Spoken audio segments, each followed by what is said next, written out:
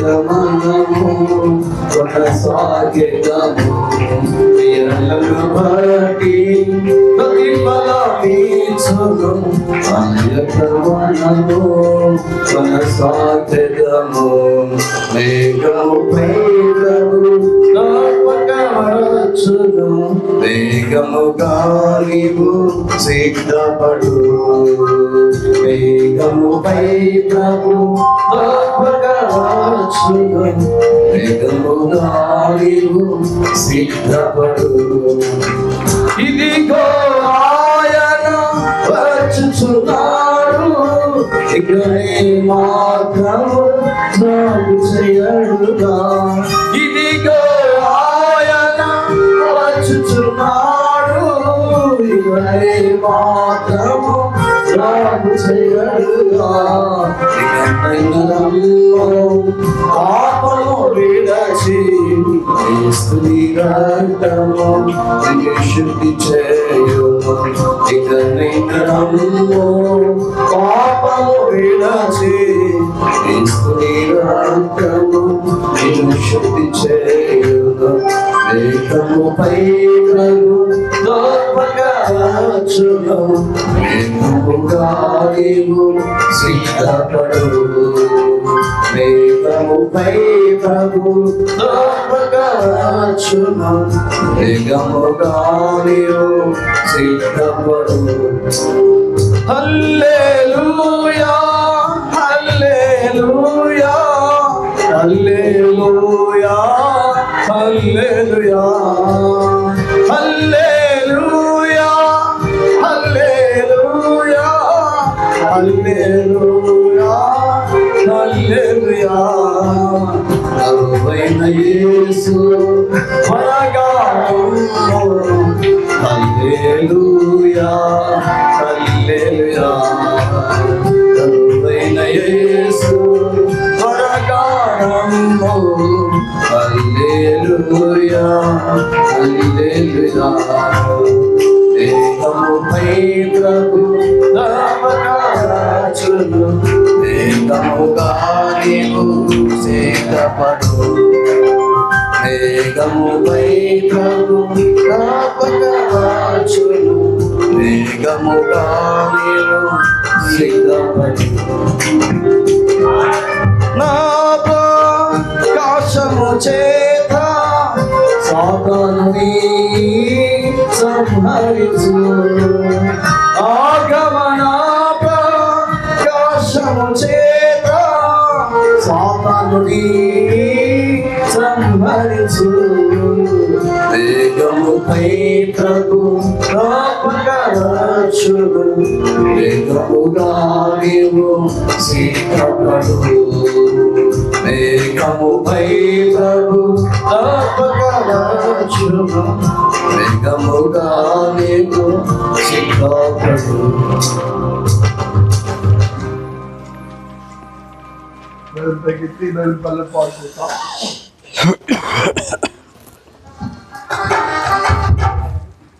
Meeting 2 వరకు ఉంటుంది.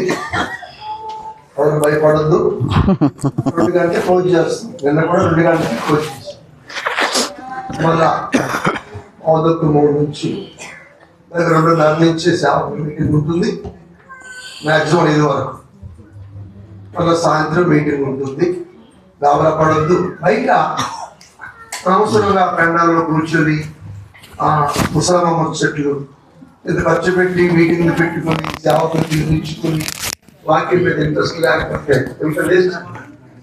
సంఘస్థులంతా కష్టపడి రోడ్డు వేసారు. నిజంగా అదే గవర్నమెంట్ వేయలేదు రోడ్డు. ఇప్పుడు భూములే మీకు తెలియదు. సంఘస్థులు వాళ్ళ తట్టలతో మోసి తవ్వి ఆ రోడ్డు వేసారు. ఎందుకు మన నాటిలో అందరం వస్తాము. అలాగే రాజులు రాలేదు. చాలా విషయాలు చెప్పాలి. ముందు కాటు వీధిలో ఉండేది పరిచర్య. వాళ్ళ ఇల్లు ఉండేది కాటు వీధిలో. అప్పటి నుంచి నేను అక్కడికి స్వామిలు రాజా స్వామిలు నేను ఆయన వారం వెళ్తుండేవారు. తర్వాత ఆ మెట్ట మీద మొన్న మీద ఒక ఇంట్లో పెట్టాం కొన్నాళ్ళు. తర్వాత ఇక్కడ చిన్న పాక. ఎన్నో ఇవన్నీ అనుభవాలు 25 సంవత్సరాల్లో. రాజన్న ఇక్కడే కాదు వాడింది ఆ ప్రాంతంలో. తిమోతి తిమోతి అండర్లో మేమందరము అభిషేకించబడ్డాం. మా అందరికీ అభిషేకించిన వారు తిమోతి అన్నే. మమ్మల్ని చాలా మంది ఇక్కడ సేవకులు ఉన్నారు. ఆయన అది అభిషేకించి పంపిస్తే అలా నిలుస్తుంది పరిచర్య. కాబట్టి వినాలి. ఇంకా మనము బయట కూర్చుంటాము, దేవుని వాక్యం మాకు తెలుసు అనుకుని ఉండకూడదు. అర్థం చేసుకోండి. అది మీరే దేవుడికి లెక్కప్ప చెప్పుకోవాలి. సేవకులు కూడా టైం అయిపోయినట్లు పరిస్థితి తిరిగి మధ్యలో దూరిపోతుంటాం. ఇదేమి క్రమం అండి. షుగర్ పేషెంట్లు ఉండమని కాదు, అంత నాకు మాకు షుగర్ ఉంది.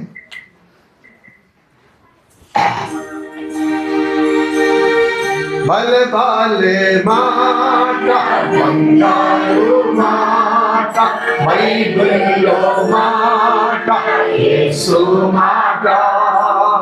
భలే భలే మాట, బంగారు మాట, బైబిల్లో మాట, యేసు మాట. నా జీవితాన నీ జీవితాన భగవాని మాట, యేసు మాట. నా జీవితాన నీ జీవితాన భగవాని మాట, యేసు మాట. భగవాని మాట, బంగారు మాట, బైబిలు మాట, యేసు మాట.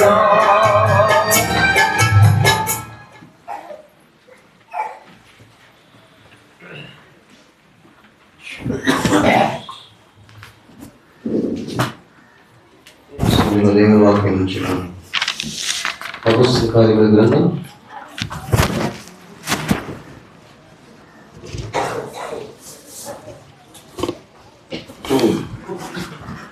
7వ దయచేసి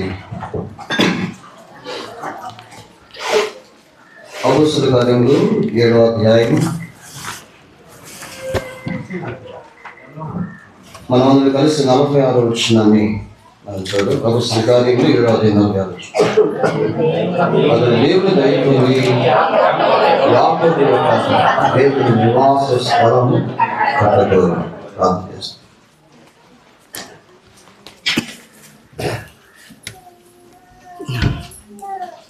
పరలోకమందున్న మా తండ్రి, మీ పరిశుద్ధ నామమును బట్టి స్తోత్రాలు. ఈ సమయంలో ప్రభా, ఉదయకాలం మొదటి భాగంలో మీరు సియోనులో నివసించిన దేవుడుగా మీరు మాతో మాట్లాడారు. దాన్ని బట్టి స్తోత్రాలు. నిజంగా తండ్రి, మీరు కోరుకున్న స్థలముగా మీరు ఏర్పరచుకున్న ప్రజలుగా మీరు మమ్మల్ని సియోను అనుభవంలోకి నడిపించారు. నాయన, మీరు కోరుకున్న అనాది కాలంలోని తండ్రి, ఈ యొక్క మందిరాన్ని కూడా మీకు మరి జగత్తు మరి పునాది వేయబడుతూ మునిపే ఈ ప్రాంతంలో, ఈ నిర్మల ప్రాంతంలో మీ యొక్క ఆలయం భౌతికమైనది, ఆత్మసమానమైనది ఉండాలని మీరు కోరి ఏర్పరిచిన విధానం బట్టి మీకు ఎంతో వందనాలు చేస్తుంది.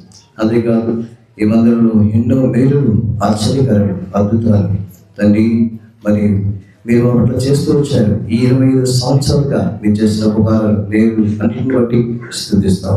అలాగే తండ్రి, కాపాడిన విధానం బట్టి మిమ్మల్ని స్తుతిస్తున్నాం. ఆదరించే విధానం బట్టి మిమ్మల్ని స్తుతిస్తున్నాం. నాయన, మనం కట్టుకున్న విధానం బట్టి కూడా మిమ్మల్ని స్తుతిస్తున్నాం. ఈ మధ్యాహ్నంగా నాయన మరొక భయం మీకు వాక్యం చేసే సమయాన్ని మాకు ఎంతో ఆశ్చర్యకరంగా మార్చండి. ఈ మాటలు మరి ప్రభా మరి ప్రస్తుతం వింటున్నవారు, లైవ్లో వింటున్నవారు, భవిష్యత్తు వారికి ఆశ్చర్యకరంగా మార్చండి. నాయన మరోసారి మమ్మల్ని కాలించండి. నాయన మీకు సన్నిధి మాకు తోడుగా ఉంచండి. మీ నోట మాట మాకు దయచేయండి. తెరవని ఆకర్షణ దయచేయండి. కొత్తలేని ఆత్మ దయచేయండి. మా అందరికీ అవసరమైన ఈ మాట దయచేసి మహిమ పనుల గురించి పొందడం తెలుస్తుంది. రాగపడి స్తోత్రాలు. నాయన, ఇంకా కనుగొన్న విభాగాల్లో మరి ప్రయాసపడుతూ మరి రకరకాల పరిచర్యలు ఉన్న వారందరినీ బలపరిచి దయచేసి మీ మహిమ పొందమని వందనాలు తెలుస్తూ మహిమ గ్రంథ స్తుతి ప్రభావం మీకు ఆరోపించుకుంటూ మా ప్రభువు రక్షకుడైన యేసుక్రీస్తు వారి శ్రేష్టమైన పరిశుద్ధమైన అద్భుతమైన నామములో స్తుతించి ప్రార్థన చేసి వేడుకొంచున్నాం తండ్రి. ఆమేన్. దయచేసి సమయంలో మనం చదివిన మాట చదువుదాం. అతడు దేవుని దేవుని దయ పొంది యాకోబు యొక్క దేవుని నివాస స్థలము కట్టగోరెను. కాబట్టి మనము నిన్నటి దినం నుంచి కూడా ఈ విషయాలు మనం చూస్తూ ఉన్నాం. మరి దేవుని నివాస స్థలము అనే మాట గురించి మనం ఆలోచిస్తున్నాం. దేవుడు నివసించగలిగిన స్థలం ఏంటి అనే విషయాలు చూశాను. మరి గత రాత్రి కూడా నేను కొన్ని విషయాలు చెప్పాను. దేవుడు ఎవరి దగ్గర నివసిస్తాడు అనే విషయాలు చెప్పాను. దేవుడు ఎలా జీవిస్తే మన దగ్గర నివసిస్తాడు అనే విషయాలు కూడా చెప్పాను. ఎవరైతే విధేయత కలిగి ఉంటారో వారి దగ్గర నివసిస్తా అన్నాడు. ఎవరైతే దీన మనస్సు కలిగి ఉంటారో వారి యొక్క ఆయన నివసిస్తా అన్నాడు. ఎవరైతే మరి ఆయన ప్రేమించే వ్యక్తులుగా ఉన్నారో వారి యొక్క తండ్రి నేను వచ్చి నివసిస్తా అన్నారు. ఎవరైతే ఆయన ఆజ్ఞలు గైకుంటున్నారో వారి యొక్క నేను నివసిస్తానన్నాడు. అలాగే ఎవరైతే 2-3 కూడి నా నామమున ప్రార్థన చేస్తారో నేను వారి మధ్యకు వచ్చి నివసిస్తాను. సో దేవుని నివాస స్థలంగా దేవుడు మరి మనల్ని చేస్తూ వచ్చాడు అనే విషయాలు కూడా చూస్తాం. కాబట్టి సీయోను అనుభవాన్ని కూడా మనం జ్ఞాపకం చేసుకున్నాం. ఈ 25 సంవత్సరాలుగా దేవుడు సీయోను ప్రార్థన మందిరం, అది 2 రకాల మందిరాలు ఏంటంటే కనపడే మందిరం ఒకటి, కనబడిన మందిరం ఒకటి. సంఘము పట్ల దేవుడు చేసిన ప్రతి కార్యాన్ని బట్టి ప్రభువుని మనం ఎంతో స్తుతించాము. మరి ఈ సమయంలో ఈ 25 సంవత్సరాలుగా దేవుడు మన మధ్య ఎందుకు ఈ మందిరాన్ని ఉంచాడో ఈ 2వ భాగంలో మనం చూస్తాం. 25 సంవత్సరాలుగా దేవుడు మన దగ్గర ఆయన మందిరాన్ని పెట్టట్లో ఆయన ఏర్పాటు ఏమై ఉంది అనేది కూడా మనం చూస్తాం. దేవుని మందిరానికి అనేక రకాల పేర్లు ఉన్నట్లు బైబిల్లో మనం చూస్తాం. ముందుగా సమూయేలు రాసిన మొదటి గ్రంథంలోకి మనం వెళ్తే చూడండి. మొదటి సమూయేలు గ్రంథం ఆయన మందిరానికి ఎన్ని రకాల నామకరణాలు ఉన్నాయో మనం చూస్తాం. చూడండి, మొదటి సమూయేలు గ్రంథం ఇక్కడ ఏమన్నా అంటే సమూయేలు రాసిన మొదటి గ్రంథం 1వ అధ్యాయం 7వ వచనం చూడండి. మొదటి సమూయేలు 1వ అధ్యాయం 7వ వచనం. ఎల్కానా ఏటేటా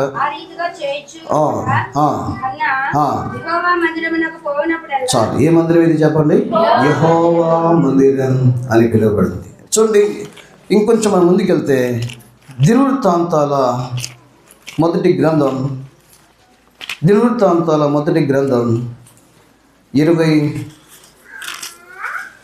22వ అధ్యాయం. దినవృత్తాంతాల 2వ గ్రంథం 22వ అధ్యాయంలో అక్కడ దావీదు చెప్తున్న ఒక మాట దయచేసి చూడండి. 5వ వచనం. నా కుమారుని సొలొమోను పిన్న వయసు లేతవాడు యెహోవాకు కట్టబోవు మందిరము దాని కీర్తిని బట్టి అందమును బట్టి సకల దేశములో ప్రసిద్ధి చెందినట్లుగా అది చాలా ఘనమైనదిగా.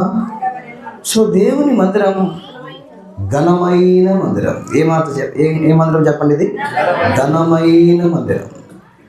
సో అది యెహోవా మందిరం అని మనం రాయబడింది, ఘనమైన మందిరం అని రాయబడింది. రాజుల మొదటి గ్రంథం 9వ అధ్యాయంలో, మొదటి రాజుల గ్రంథం దయచేసి 9వ అధ్యాయం 3వ వచనంలో మనం చూస్తాం. దేవుని మందిరం ఎలా పిలువబడింది అంటే నీవు చేసిన ప్రార్థన విన్నపములను నేను అంగీకరించి నా నామమును అక్కడ సదాకాలము ఉంచుటకు నీవు కట్టించిన ఈ మందిరమును పరిశుద్ధపరచుచున్నాను. చాలు, పరిశుద్ధపరచు. అందుకే యెహోవా తన పరిశుద్ధాలయమందు ఉన్నాడు. అంటే ఇప్పుడు దేవుని మందిరం ఎలాంటి మందిరం చెప్పండి? పరిశుద్ధమైన మందిరం. దేవుని మందిరము పరిశుద్ధమైనది. ఇంకా మనం చూస్తే ఈ మందిరానికి ఇంకొక పేరు కూడా మనం చూస్తాం. చూడండి, యెషయా గ్రంథము 60వ అధ్యాయం. యెషయా గ్రంథం 60వ అధ్యాయం. ఈ మాట మనం జ్ఞాపకం చేసుకున్నాం. యెషయా గ్రంథం 60వ అధ్యాయం 7వ వచనాన్ని మనం చూస్తాం. చదవండి.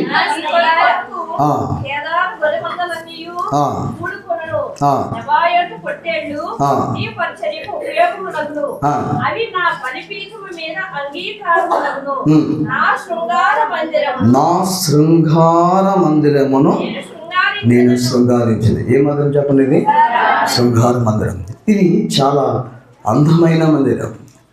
నేను అనుకుంటాను బహుశా సొలొమోను కట్టిన మందిరము ఎంత గొప్పది అంటే దాంట్లో ఉన్న ప్రతి వస్తువు దేంతో మరి పొదిగించబడినట్లు మనం చూస్తామంటే బంగారం. దానిలో ఉండే ప్రతి పాత్ర కూడా దీంతో చెప్పండి బంగారం. నిజానికి సొలొమోను కట్టిన మందిరాన్ని కనుక మనం చూస్తే దాన్ని కన్స్ట్రక్షన్ అంటే ఎంత ప్లాంట్గా చేసేదో మనం చూస్తే కనుక చాలా వైభవంగా ఉంది. అలాగా ఇంతవరకు మళ్ళీ ఈ మందిరం కూడా కట్టబడలేదు అనే విషయం అర్థం చేసుకోవాలి. సో దేవుని మందిరం ఇంకా ఎజ్రా గ్రంథంలో మహాదేవుని మందిరం అని కూడా అంటాడు ఒక చోట. 5వ అధ్యాయం 8వ వచనం ఎజ్రా, రాజు అయినా తమకు తెలియవలసింది ఏమనగా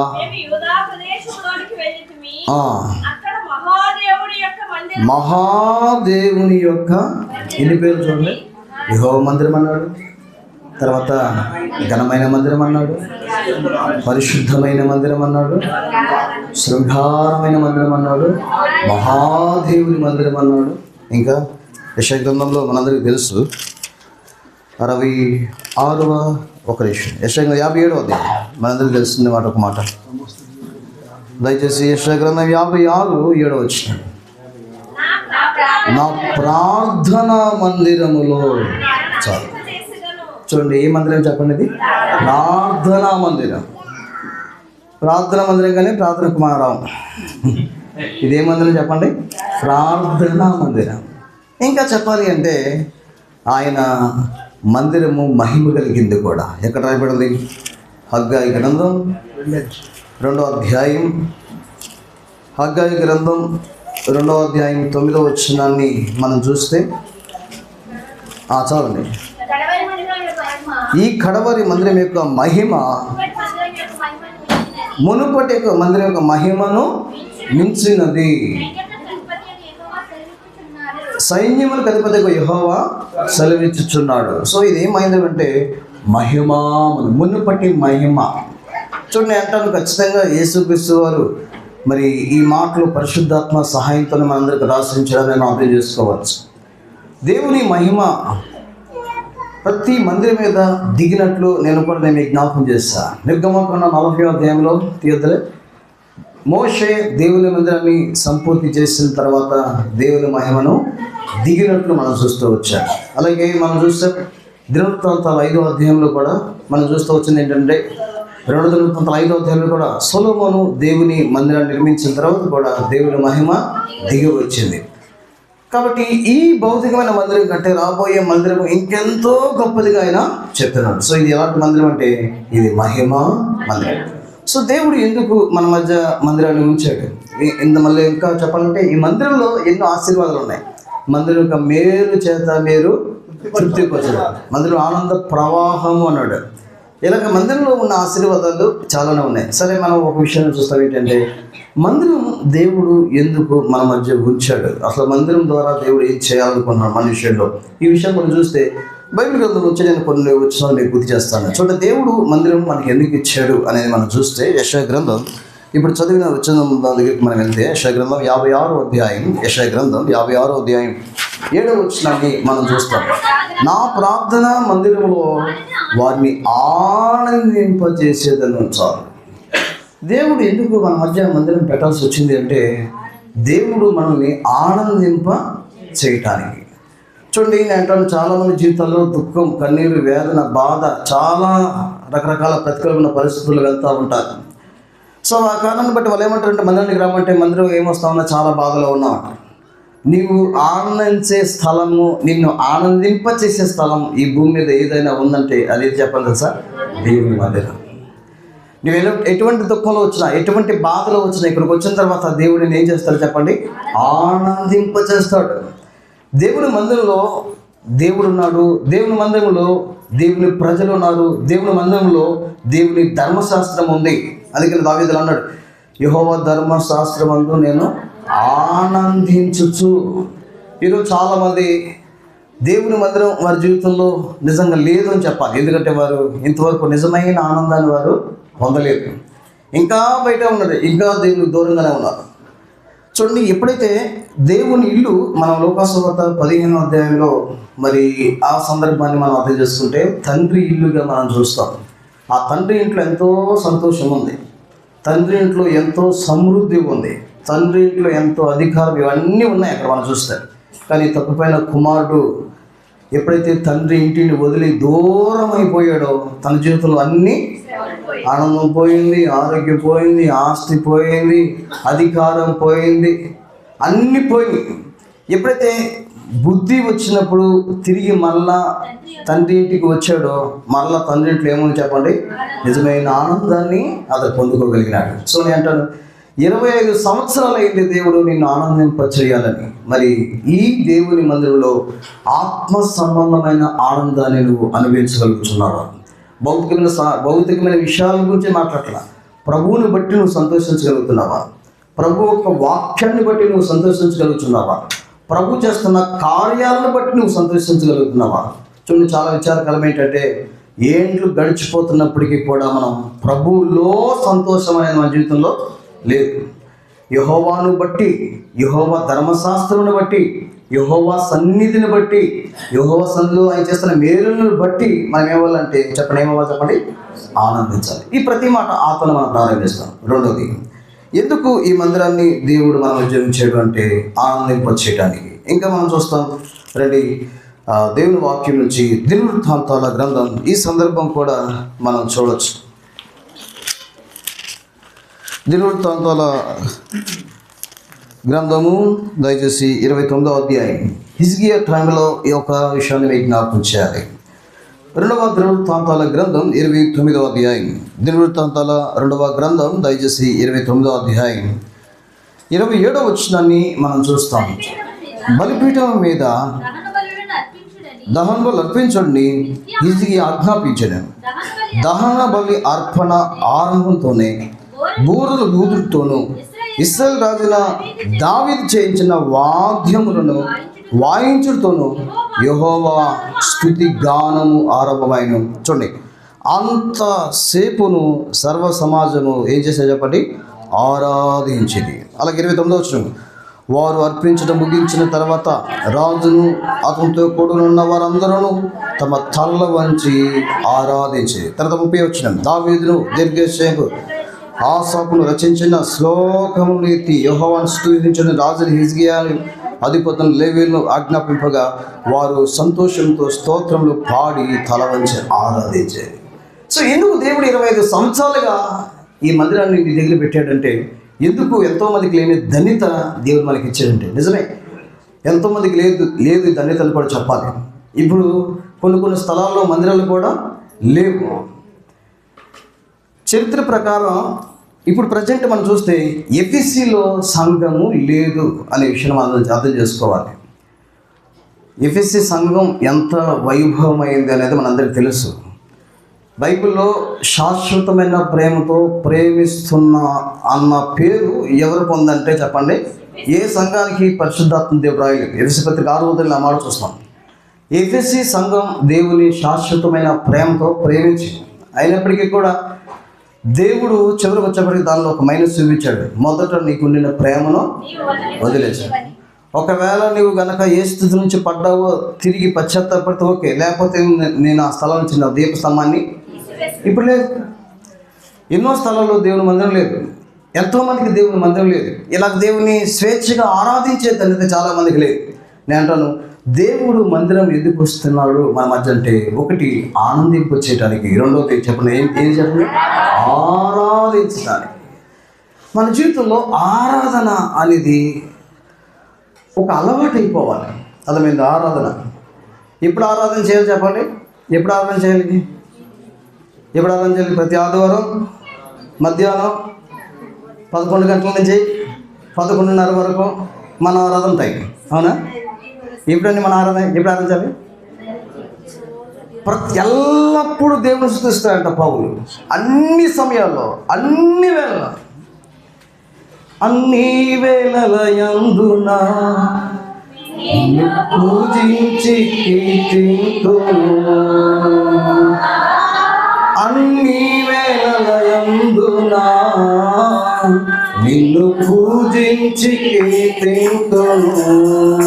ప్రభువా నిన్ను కొనియాడెదను. హల్లెలూయా పాడెదా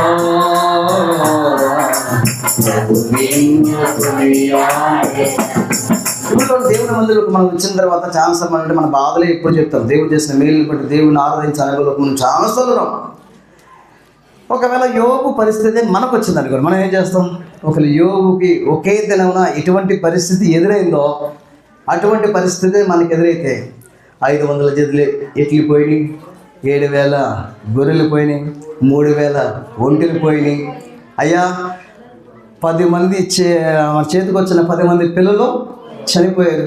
అరికాల నుంచి నన్నెత్తి వరకు ఆరోగ్యం అంతా పోయింది. ఏదో తోడుగా ఉండవలసిన భార్య కూడా తృణీకరించాయి. ఈ పరిస్థితి మనకైతే అలా బతుకుతామా? వీటిలో ఇన్ని అవసరం లేదు.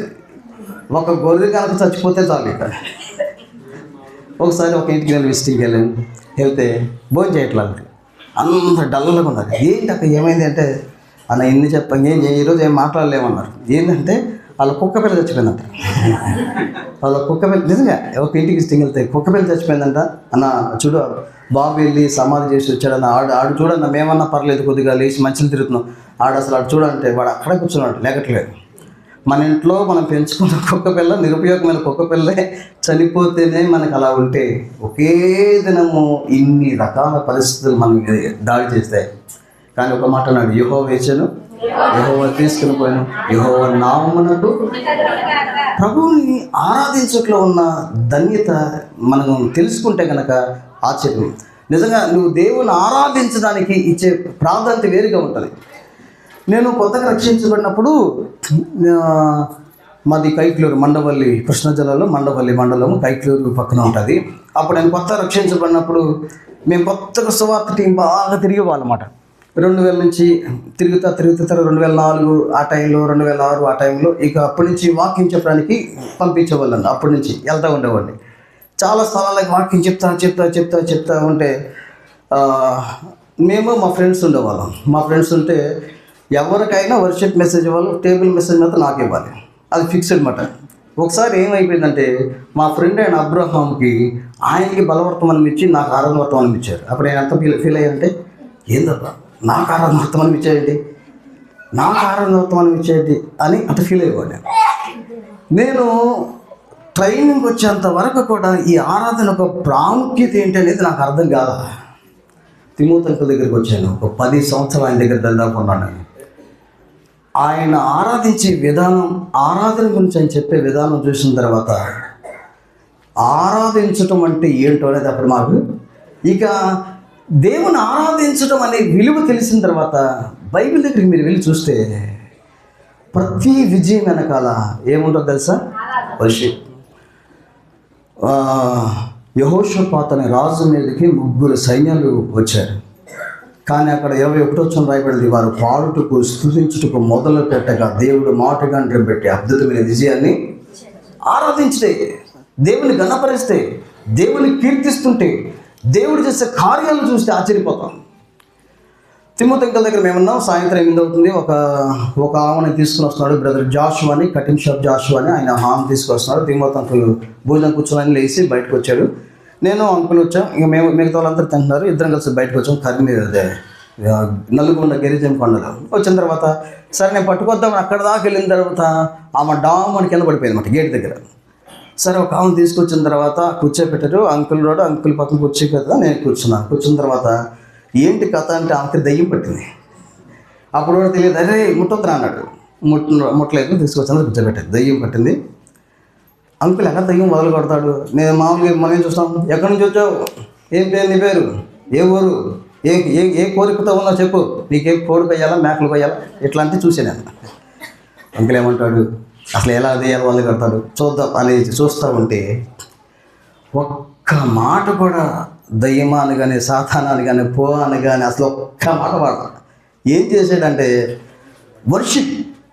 మహోన్నతుడ, సర్వాధికారి, అత్యున్నత సింహాసనం ఆసీనవాడ, 24 పెద్దలు, 4 జుళ్ళు, కోటల దేవతలతో స్తుతించబడుతున్నవాడా అని ఒకటే ఆరాధన చేస్తున్నాడు. ఈ అంకులు దయ్యం పెట్టడం దగ్గర తీసుకొస్తే ఆరాధన చేస్తానంటే ఆయన ఆరాధన ముగించలేదు, గట్టి కేకేసి పడిపోయినా, ఒళ్ళంతా కరెంట్ షాక్ కొట్టినట్టు జక్ ఒకసారి అనిపించిన. అంటే ఇది నేను చాలాసార్లు చూసాను. ఒకసారి బొల్లేపల్లిలో అక్కడ కూడా ఒక కాంపౌండ్ పిజింగ్ తీసుకొస్తే అక్కడ కూడా అంకులు ఏం చేశాడు తెలుసా, ఆరాధన చేశాడు అంతే. నువ్వు దేవుని ఘనపరిస్తే అక్కడ ఎవరు ఉండరు చెప్పండి? వాడు ఉండలేడనమాట. వాడి వల్ల కాదది. దేవుడు నీ మధ్యలో ఈ మందిరం ఎందుకు పెట్టాడు తెలుసా? ఆరాధించడానికి.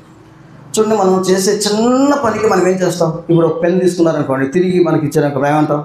థ్యాంక్స్ బ్రదర్ అంటాం. అలాంటిది ఆయన పరలోకం నుంచి దిగి ఈ లోకానికి వచ్చి నీ కొరకు ప్రాణం పెట్టి ఇప్పుడు నీలోనికి వచ్చి ఒక నివాస స్థలముగా నీలో నివసిస్తూ నేను నడిపిస్తుంటే ఆ ప్రభుని మనం ఆరాధించి ఉండగలమా? కొంతమంది అంటారు దేవుని గురించి పాడలే నోరు కూడా. ఒక పాట ఉంది, బయట పాట, తిరునామ కీర్తన పాడని ఎడల నాలుగ నాకెందుకు నారా. ఎవరో అసలు తెలియదు. దేవుని గురించి పాడలేకపోతే ఎందుకు ఈ జీవితం? దేవుని గణపరచకపోతే ఎందుకు ఈ జీవితం?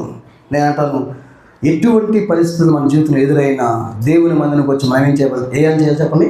ఆరాధించాలి. ఒకవేళ నువ్వు ఆరాధించట్లేదంటే ఆరాధన వెనక ఉన్న ఆశీర్వాదాలు ఏది కూడా నీవు పొందుకోవట్లేదు. ఒక ఆశా జీవితాన్ని మీరు తీసుకోండి, ఒక యెహోషాపాతు జీవితాన్ని మీరు తీసుకోండి, ఒక యెహోషువ జీవితాన్ని మీరు చూసుకోండి. ప్రతి సందర్భంలో దేవుని ఆరాధించినప్పుడే కార్యాలు జరిగినాయి. యోగసువార్త 15వ అధ్యాయంలో కనాను స్త్రీ ఒక ఆమె వచ్చింది యేసు దగ్గరికి, అయ్యా నా కుమార్తెకు దయ్యం పట్టింది. అక్కడ ఆయన ఒక్క మాట కూడా మాట్లాడలేదండి. ఆయనను ఆమె వచ్చి ఆయనకు మ్రొక్కి, అది ఇంగ్లీష్లో వర్షిప్ అయిపోయింది. ఒకవేళ నా జీవితంలో దేవుడు కార్యాలు చేయకపోయినా, నా కుమార్తెకి దయ్యం వదలగొట్టకపోయినా, నా జీవితంలో దేవుడు నా మాట వినకపోయినా, సార్లు పట్టించకపోయినా, ఏమైనా పర్లేదు నేను ఆరాధించడం మాత్రము అండర్స్ గారు అబ్బాయి ఆశ్చర్య గారు ఒక పాట రాశాడు, అదే దేవుడు అంతా నా మంచికి ఏం జరిగినా నిన్ను ఆరాధించడం. ఈరోజు మన జీవితంలో ఉండాలంటే దేవుడు ఎందుకు ఇచ్చాడు మధ్య అనుకున్నావు? నువ్వు ఆరాధించే స్థలం భూమి మీద అదే, నువ్వు నీ దేవుని గణపరిచే స్థలం భూమి మీద అదే. ఇది అందుకే దేవుని పరిశుద్ధ ఆరాధన ఆలయం అని కూడా చాలా చోట్ల పెడతాను పేరు. ఈరోజు నేను అంటాను, ఆనందింప చేసే స్థలం 25 సంవత్సరాలు వచ్చింది నీ జీవితంలో పొందుకున్నావా? ఇంకా దుఃఖంతో ఉంటే రా మనకి రా, నీ దుఃఖం ఎగిరిపోయే స్థలం, నీ కన్నీరు పోయే స్థలం, నీ పుట్టిన వేదన ప్రశ్నలు అన్నిటికీ సమాధానం దొరికే స్థలం దేవుని మందిరం. సో దేవుని ఆరాధించే స్థలం దేవుని మందిరం. ఇంకా ఇంకొంచెం మనం ముందుకెళ్తే ఆ స్థలాన్ని గురించి మనం ఏమంటామంటే, ఇది మనందరికీ తెలుసు. రండి ఈ సమయంలో యెషయా గ్రంథం దయచేసి 66వ అధ్యాయం. యెషయా గ్రంథం 66. దేవుని మందిరం ఎందుకు ఇచ్చాడు అనేది మనం చూస్తే యెషయా గ్రంథం 66వ అధ్యాయం దయచేసి 13వ వచనాన్ని మనం చూస్తాం. చదవండి. ఒక తల్లి వానిని ఆదరించినట్లు నేను మిమ్మల్ని ఆదరించదను, యెరూషలేములోనే మీరు ఆదరింపబడుదురు. 3 మనం ఏం చూస్తామంటే, దేవుని మందిరం ఎందుకు ఇచ్చాడు తెలుసా? నేను ఆనందింప చేయడానికి, నువ్వు ఆరాధించే వ్యక్తిగా మారటానికి. 3వ చెప్పండి, నిన్ను ఆదరించడానికి. ఈ లోకంలో ఎవరు ఆదరించలేని ఆదరణ ఎవరిస్తారు చెప్పండి? దేవుడే. ఎవరు ఇవ్వలేరండి ఆదరణ. కొన్నిసార్లు మనము రకరకాల పరిస్థితులకు వెళ్తున్నప్పుడు ఏమైనా ఇప్పుడు ఎవరు చెప్పినా అయ్యో పాపం అనేవాళ్ళే, కానీ మళ్ళీ నిజమైన ఆదరణతో ఆదరించే వాళ్ళు ఎవరు ఉన్నారంటే ఎవరు లేరు. ఒకని తల్లి వాణిని ఆదరించినట్లు నేనే మిమ్మును ఆదరిస్తాను. మా పిల్లలు చిన్నప్పుడు, నేను అంటే ఇప్పుడు చిన్నపిల్లలే, వాళ్ళు ఏడుస్తున్నప్పుడు నేను ఎంతగా వాళ్ళని కంట్రోల్ చేయడానికి చూసినా వాళ్ళు ఏడు పాపరు, ఇంకా వాళ్ళని కొడతారు, ఎదురు తిరిగి కొట్టేస్తూ ఉంటారు. ఎప్పుడైతే వాళ్ళ అమ్మ వచ్చి ఎత్తుకుంటుందో ఒక్కసారి ఏడుపు ఏం చేస్తారు చెప్పండి? ఆపేస్తారు. ఏముందబ్బా నీ దగ్గర ఏముందో, నా దగ్గర ఏం లేదు అనిపిస్తుంది ఒకసారి. కానీ తల్లి ఆదరించే ఆదరణ లేదు. ప్రభు మనకి ఒక తల్లి లాంటి వాడు, ప్రభు మనకు ఒక తండ్రి లాంటి వాడు, ఆయన ఒక భర్త లాంటి వాడు, ఆయన ఒక స్నేహితులు లాంటి వాడు. ఆయన ఇచ్చే ఆదరణ లోకంలో ఎవరు. ప్రతి సంవత్సరం ఏటేటా షీలోహ మందిరానికి వస్తుంది. ఎవరంటే ఆమె పేరు హన్నా. ప్రతి సంవత్సరం వస్తుంది. మన అందరికీ అక్కడికి వెళ్దాం ఒకసారి. మొదటి సమూయేలు గ్రంథం దయచేసి, సమూయేలు గ్రంథం, మొదటి సమూయేలు గ్రంథం, ఈ మాట జ్ఞాపకం చేసుకున్నాం. సమూయేలు రాసిన మొదటి గ్రంథం 1వ అధ్యాయం 7వ వచనం. 6వ వచనం చూస్తే చదవండి.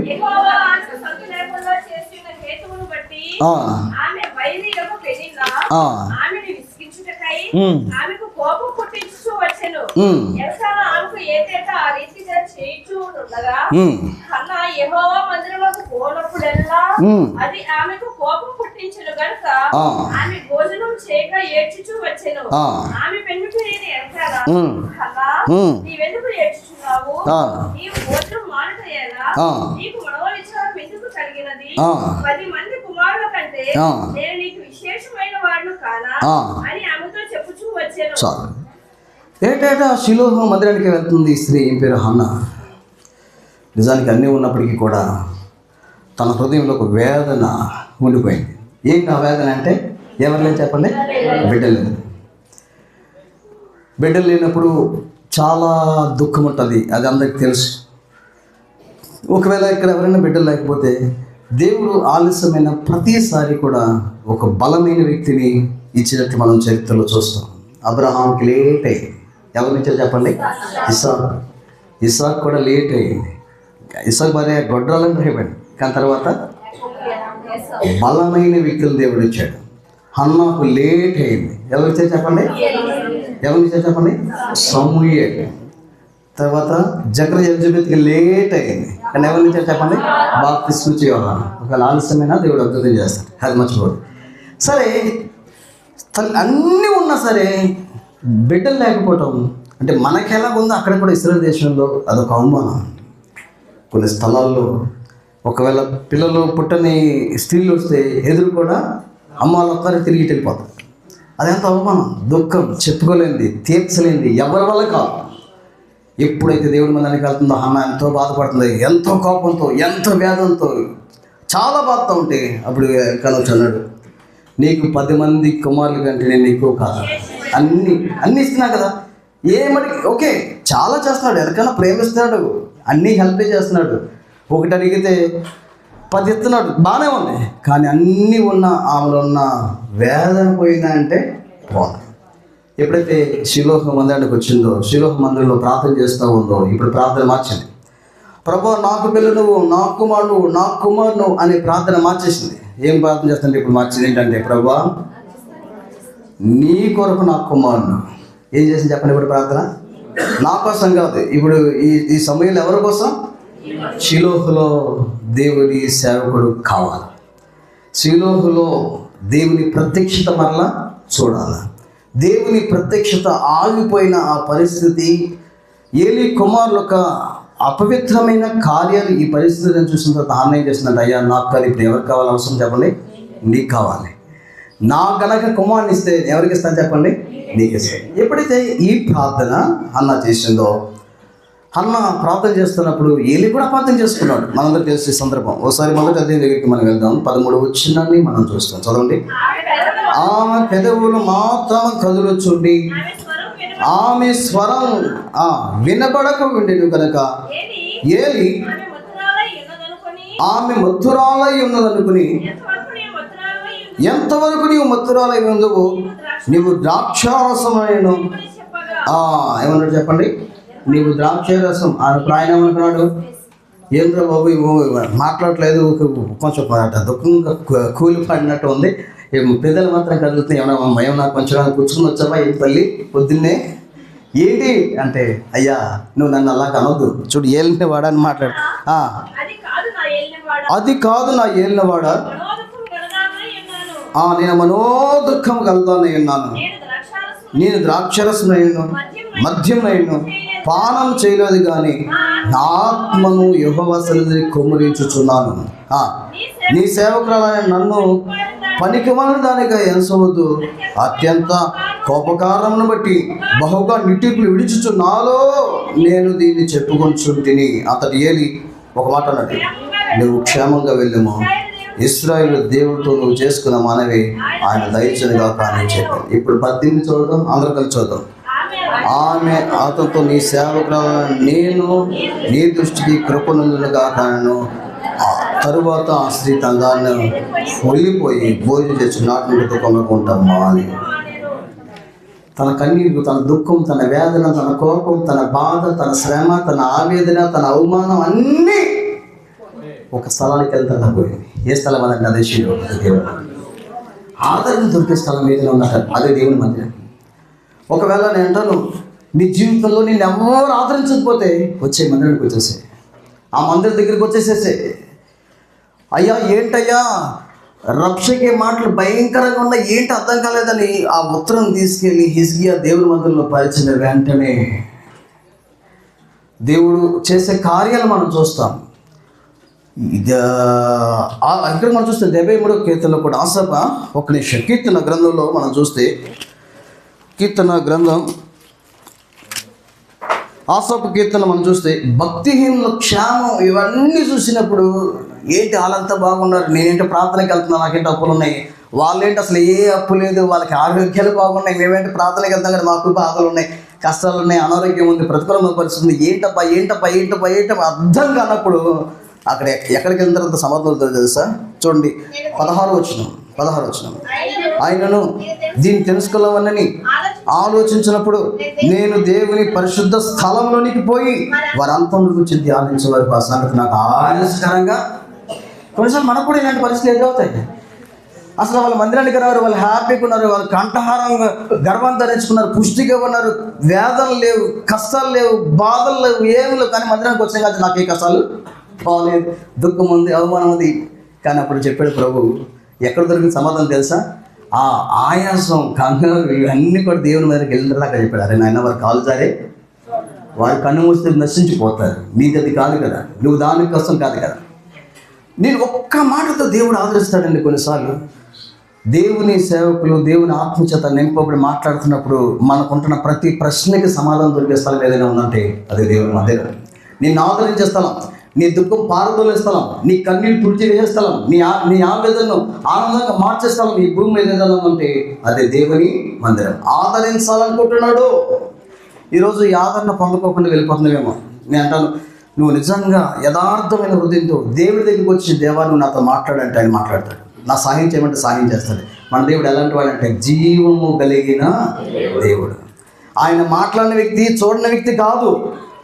ఆయన సన్నిధి ఎక్కడుంది తెలుసా? నేను అంటాను, ఎటువంటి పరిస్థితి నీకు ఎదురైనా సరే ఆయన మందిరంలో ఆయన సన్నిధి ఉంది.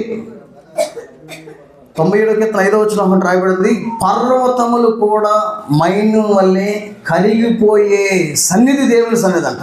ఎలాంటి సన్నిధి? యెహోవా సన్నిధి, సర్వలోకనాథుని సన్నిధి, పర్వతములు మైను వల్లే. సో నేను ఎటువంటి సమస్య తీసుకురా, ఎటువంటి బాధతోనే రా, కానీ ఇక్కడికి వచ్చిన ఏమైపోతుంది సార్? పట్టపంచింది. కాబట్టి 25 సంవత్సరాలైంది ప్రభు నిన్ను ఆనందింప చేయాలని. ఆ ఆనందం పొందుకున్నావా? 25 సంవత్సరాలైంది ప్రభు నీ ద్వారా ఆరాధించబడాలని. ఆయన ఆరాధించగలుగుతున్నావా? సంవత్సరాలు గడుస్తున్నాయి, నువ్వు ఆయన నూతనంగా కొత్తగా ఆరాధించగలుగుతున్నావా? 25 సంవత్సరాలైంది. మూడోది మనం చూసాం, ఏంటో చెప్పండి, ఎందుకు ఇచ్చాడా? ఆదరణ. మూడేనా? ఇక 4కి వెళ్దాం. చూడండి, దేవుడు ఇవన్నీ కూడా మనం ఒక ఆమె చూస్తున్నాం కదా. దేవుడు ఆదరించే స్థలమే కాదు, దేవుడు ఇంకొక మాట కూడా మనం చూస్తాం. కీర్తన గ్రంథం అంటే 118 కదా, ఒకసారి 118వ కీర్తన 26వ వచనం. కీర్తన 118వ కీర్తన 26వ వచనం.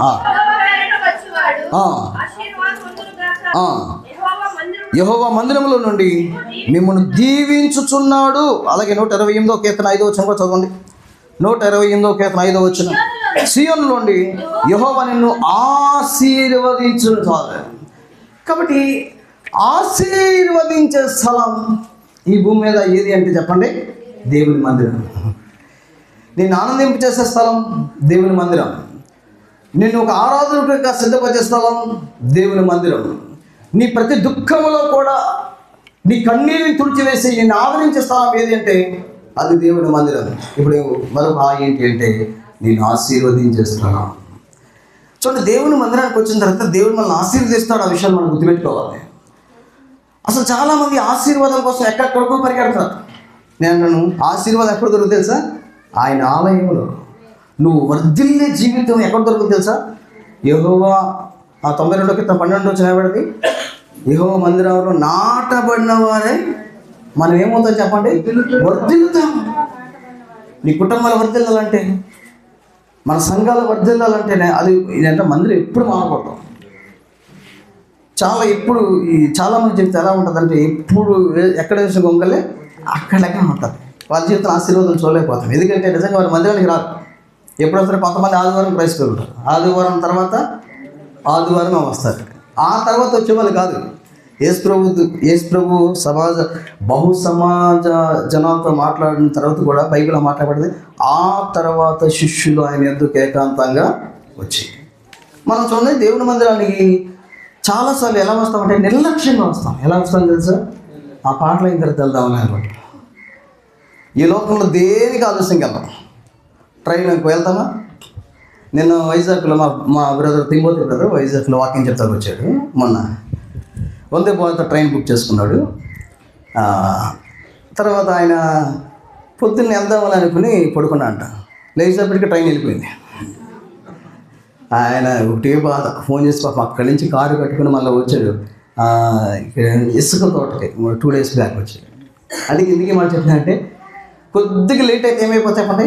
అందుకే మనం ఏం చేస్తాం, రైల్వే స్టేషన్కైనా దేనికైనా చెప్పిండే ఆయనకంటే ముందే మనం ఒక 10 నిమిషాలు మట్టి ముందే ఉంటాం. కానీ మందిరానికి ఒక కార్టూన్ పంపారు నాకు, ఒక బొమ్మ.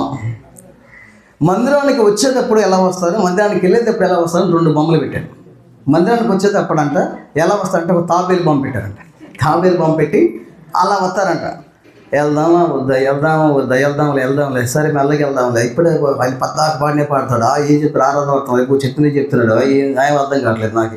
ఇట్లా వెళ్ళేటప్పుడు ఎట్లా వెళ్తారంటే ఒక బొమ్మ పెట్టితే చెరుతుపులు పెట్టారు.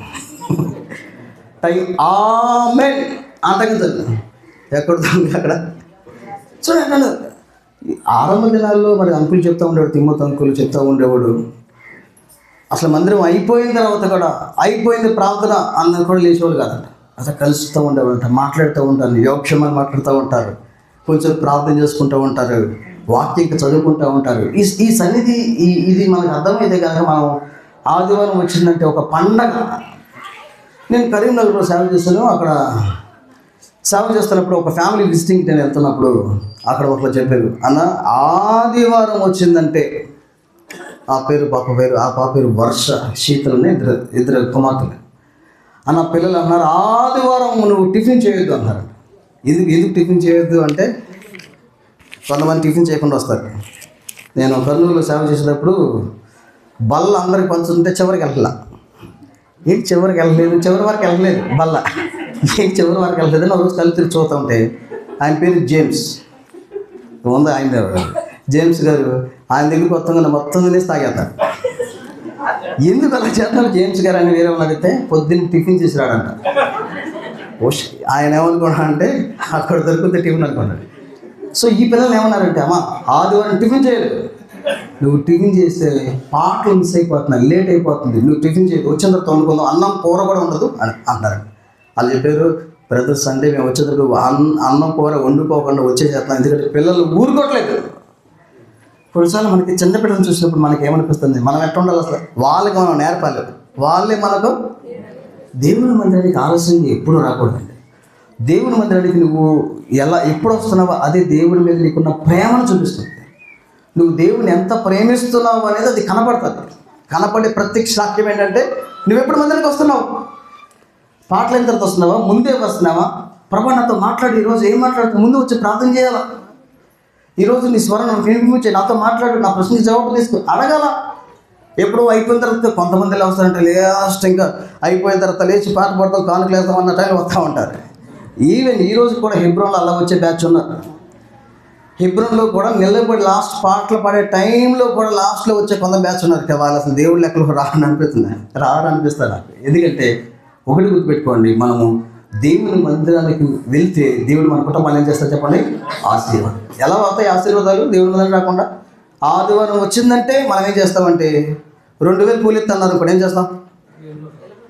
చేస్తాం అన్న, దేవుడు నా పరిస్థితులన్నీ కూడా తెలుసు, దేవుడు నన్ను ఏం చేస్తాడు, క్షమిస్తాడు. చాలామంది ఏం అనుకున్నారు, మనకు మనం రాజీ పడిపోకూడదండి.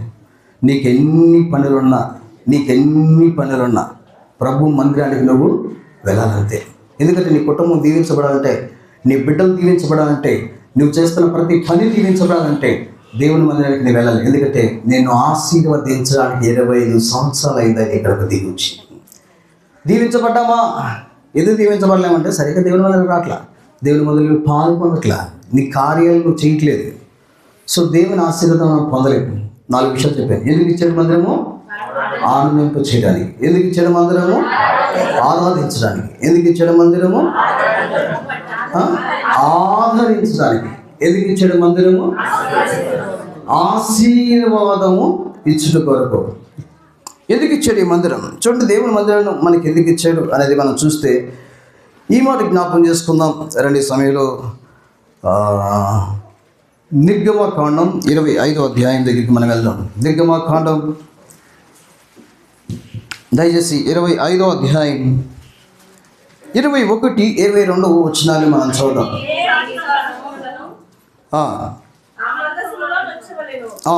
అక్కడ నేను నిన్ను కలుసుకొని కరుణాపీఠం మీద నుండి శాసనముల గల మందసము మీద నుండి 2 కెరూబుల మధ్య నుండి నేను ఇశ్రాయేలు నిమిత్తము నీకు ఆజ్ఞాపించే సమస్తమును నీకు తెలియజెప్పేదను. సో ఇప్పుడు 5వది దేవుని మందిరం మనకి ఎందుకంటే ఆజ్ఞాపించడానికి.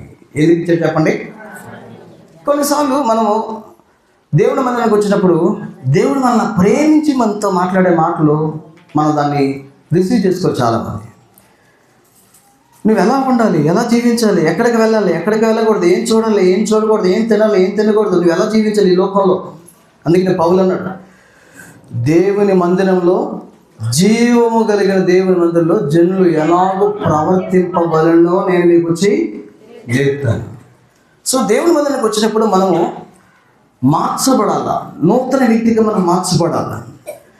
నీవు మందిరానికి వచ్చిన తర్వాత నీ ప్రారంభ దశ ఎలా ఉండవు తెలియదు, కానీ ప్రతిరోజు ప్రభువు నీతో మాట్లాడతాడు, ఆజ్ఞాపిస్తాడు, ఆయన స్వరం నీకు వినిపించేస్తాడు. నువ్వు ఎలా ఉండాలో ఎలా ఉండకూడదో నేను సరిచే స్థలం ఏది అంటే చెప్పండి, దేవుని మందిరమే. కొన్నిసార్లు కొంతమంది ఎలాగంటారు, అయినా నేను ఆ మందిరానికి మాత్రం పోను, ఎక్కడికైనా పోతా, అవసరం అమెరికాకైనా పోతుంటారు, ఆ మందిరానికి వెళ్తాను. ఎందుకంటే ఆ పాస్టర్ గారు ఎవరి గురించి చెప్పాడు తెలుసా? ఎవరి గురించి చెప్పాడు తెలుసా? నా గురించి చెప్పాడు. నన్నే చూశాడన్నా, నా గురించి చెప్పాడన్నా. అవును, దేవుడు మాట్లాడేది ఎందుకు? మనం సరిచేయడానికి కదా. మనం పాటలు మాత్రం పాడతాం. ఏం పాటలు అంటే, యేసుని స్వరూపమును నేను చూడండి అని చివరి వచ్చినప్పుడు నాలో అంటే అందుకే ఆ పాట అంతా కూడా మరి వసంత్ కుమార్ అని ఆయన రాసిన పాట. ఆ పాట అంతా కూడా ఏంటంటే, ఆయన నాలో ఉన్న గర్వాన్ని చూస్తున్నాడు, నాలో నా పవిత్ర ఇవన్నీ నన్ను ఆయన రూపంలో నేను ఏం చేస్తాను చెప్పండి, మారుస్తున్నాడు. పాట మాత్రం పడతాం. ఏమంటే మందిరానికి వచ్చినప్పుడు ఏం పాట పడతాం అంటే, నాతో మాట్లాడు స్పష్టముగా ప్రభువా నీ స్వరము నాకు. మాట్లాడితే మాత్రం ఒప్పుకో, మనం మాట్లాడితే మాత్రం ఒప్పుకో. ప్రభువా మాట్లాడిన, నాతో మాట్లాడిన, నాయన నాతో మాట్లాడు. నీకు ఉన్న బలహీనత చూపిస్తే నువ్వు సరి చేసుకోలేవు. ఒక ఆయన హోటల్కి వెళ్ళాడంట. హోటల్కి వెళ్ళి గట్టి క్యాప్ వేశాడంట. ఎవరు ఈ హోటల్ యజమాని? బయటికి రమ్మా. ఏమైంది బాబు, ఏమైందంటే రూమ్లో దిష్టి బొమ్మ పెట్టాడు. దిష్టి బొమ్మ ఎందుకు పెడతాం రూమ్లో అని గబా గబా పరిగెత్తుకుని చూస్తే అక్కడ ఉంది అర్థం. అర్థమైందా? అర్థం. ఇప్పుడు ఏం చూసుకున్నారు చెప్పండి? కొన్నిసార్లు మన జీవితం ఉన్నట్టు ప్రభు మాట్లాడితే మనకు అది కష్టం, సరి చూసుకోలేం. బైబిల్ ఏమని, ఆయన వాక్యం అర్థం లాంటిది. నువ్వు ఎలా ఉన్నావో, నువ్వు ఎలా ఉండాలో, నువ్వు ఏం సరి చేసుకోవాలో, నువ్వు ఎలా నీ మాటలు మార్చుకోవాలో, నీ ప్రవర్తన మార్చుకోవాలో ఆయన కెరూబుల మధ్య నుండి మనతో ఏం చేస్తాడు చెప్పండి, మాట్లాడతాడు, ఆజ్ఞాపిస్తాడు, సరి చేస్తాడు, దిద్దుతాడు, బాగు చేస్తాడు. నువ్వు ఎలా ఉంటే పరలోకానికి వెళ్తావో సరిచేసే స్థలం దేవుని మందిరం. అందుకే నీ ప్రభు దగ్గరికి వచ్చినప్పుడు ప్రభు ఏమైనా నేర్చుకున్నామా? ఈరోజు వచ్చాం, ఏం నేర్చుకున్నాం? మొన్న ఆదివారం వచ్చాం, ఏం నేర్చుకున్నాం? ఒక్కటే నేర్చుకున్నామా? ఎందుకు వెళ్తామా? ఒకవేళ 10 సంవత్సరాలు నా పిల్లోడిని నేను స్కూల్కి పంపించిన తర్వాత 10 సంవత్సరాలు ఒకే తరగతి చదువుతాను అనుకోండి, మనం పంపిద్దాం, లాభం ఏంటి? ఎంతకాలం చూసే మందిరానికి? కొన్నిసార్లు ఇలా చెప్తావు, అది నువ్వు ఇప్పుడు చెప్తున్నాను, నువ్వు పుట్టక ముందు మారా. నేను ఇప్పుడు కొంతమంది ఏమంటారు, ఈ బ్రదర్ నేను ఇప్పుడు 30 years ఇక్కడ ఇండస్ట్రీలో 30 సంవత్సరాల నుంచి మందిరానికి వస్తాను తెలుసా? నువ్వు అప్పుడు పుట్టుండవు, ఓకే, 30 కాదు 50 సంవత్సరాలు ఉండొచ్చు. ఏం మారేది? జీవితం మారిందా? అలవాట్లు మారినాయా? ప్రవర్తన మారిందా? నడక మారిందా? ఏం మారింది? దేవుడు నీ హృదయ అంతరంగాన్ని చూస్తాడు. ఇంకా మన కుళ్ళు, అసూయ, పగ, ద్వేషం, పక్కన వచ్చే వాట్స్ లేవు. వాళ్ళు ఒక మంచిగా ఆరాధించేస్తే తట్టుకోలేవు, మంచి నీకంటే ఎక్కువ పాటలు పాడితే నువ్వు తట్టుకోలేవు, వాయిద్యాలు వాయిస్తే నువ్వు తట్టుకోలేవు, వాక్యం వాయిస్తే నువ్వు తట్టుకోలేవు, కొత్త బట్టలు వేసుకుంటే నువ్వు తట్టుకోలేవు, ఇల్లు కట్టుకుంటే నువ్వు తట్టుకోలేవు, కారు కొనుక్కుంటే నువ్వు తట్టుకోలేవు. అది ఏమిటి అంటే నేను అనుకుంటాను ఖచ్చితంగా మనం ఎన్ని సంవత్సరాలు మన జీవితంలో దేవుడు ఆజ్ఞాపించే ప్రతీది కూడా ఇటు అంటున్నాము, ఇటు వదిలేస్తున్నాం. ఏం లాభం? అందుకే నేను అంటాను, వాక్యం వినువారు మాత్రమై ఉండి మిమ్మల్ని మీరు ఎన్ని వర్తమానాలు అన్నామని దేవుడు ఎప్పుడు అడగడం. ఎంత జరిగింది నీళ్ళు కార్యం, ఏది పనిచేసింది నీలో, ఏ వర్తమానం నీలో పనిచేసింది, ఏది తీసుకున్నాం. వాక్య ప్రకారం ప్రవర్తించువారు అయి ఉండాలా. మనం మోసపోతానే వెళ్ళిపోతే ఇంకొక 25 సంవత్సరాలు వెళ్ళిపోతాయి. కానీ ఏం జరిగింది మార్పు? ప్రభా, నువ్వు నాకు ఆజ్ఞాపించిన మాట నేను లోబడుతున్నాను, నువ్వు నన్ను దర్శించడానికి నీ దాసును వాడుకున్నావు, ఇది నా కొరకే, నేనే నాతోనే మాట్లాడు, నన్నే సరిచేయడానికి ఇష్టపడ్డావు, నాతో బలహీనత, నా నడక బాల, నా ప్రవర్తన బాల, నా చూపుల బాల, నా రహస్య పాపం బాలేదు, నీకు తెలుసు అన్నీ కూడా. మనిషిని ఆంతర్యం ఎరిగిన వాడు ఆయన, ఎవరి గురించి అని చెప్పాల్సిన పని లేదు. యోహాను సువార్త 2:24 మాట్లాడబడింది, ఆయన ఆంతర్యం ఎరిగిన వాడు. కైకిలోలో నేను సేవ చేస్తున్న టైంలో ఒకసారి వాక్యం చెప్పాను. కిందకు వచ్చిన తర్వాత పెద్ద గొడవ. అక్కడ ఆంటీ ఉంటుంది, చంద్రమ్మ ఆంటీ అని ఉంటారు. ఆంటీతో గొడవ ఆడుతున్నావు. ఏంటి గొడవ అంటే, నువ్వు మా ఇంట్లో కథ అంతా ఎందుకు అబ్బాయికి చెప్పావు? నాకు కింద ఆంటీ నాకు చెప్పింది అనుకున్న అబ్బాయి ఎందుకు చెప్పావు? మా కథ అంతా ఆయన ఎందుకు చెప్పాలి? ఈరోజు ఆయన ఏం చెప్పాడు వాక్యం అని. ఆమె ఏం జరిగిందో అసలు ఏం కథ నాకు తెలియదు. ఏంటంటే పొద్దున్నే అత్త కోడలు పెద్ద దెబ్బలాట ఆడుకుని వచ్చారంటే, ఆ రోజు నేను సమాధానం గురించి వాక్యం చెప్పాను. ఇంట్లో దెబ్బలాట వచ్చావా, ఇక్కడికి ఆరాధన చేయడానికి వచ్చావా, సమాధానం లేకుండా ఎలా వస్తావు బల దగ్గర? మత్తయి సువార్త 5:23 నీ 5:23 చేయబడింది. చదవండి ఒకసారి. మత్తయి సువార్త 5:23.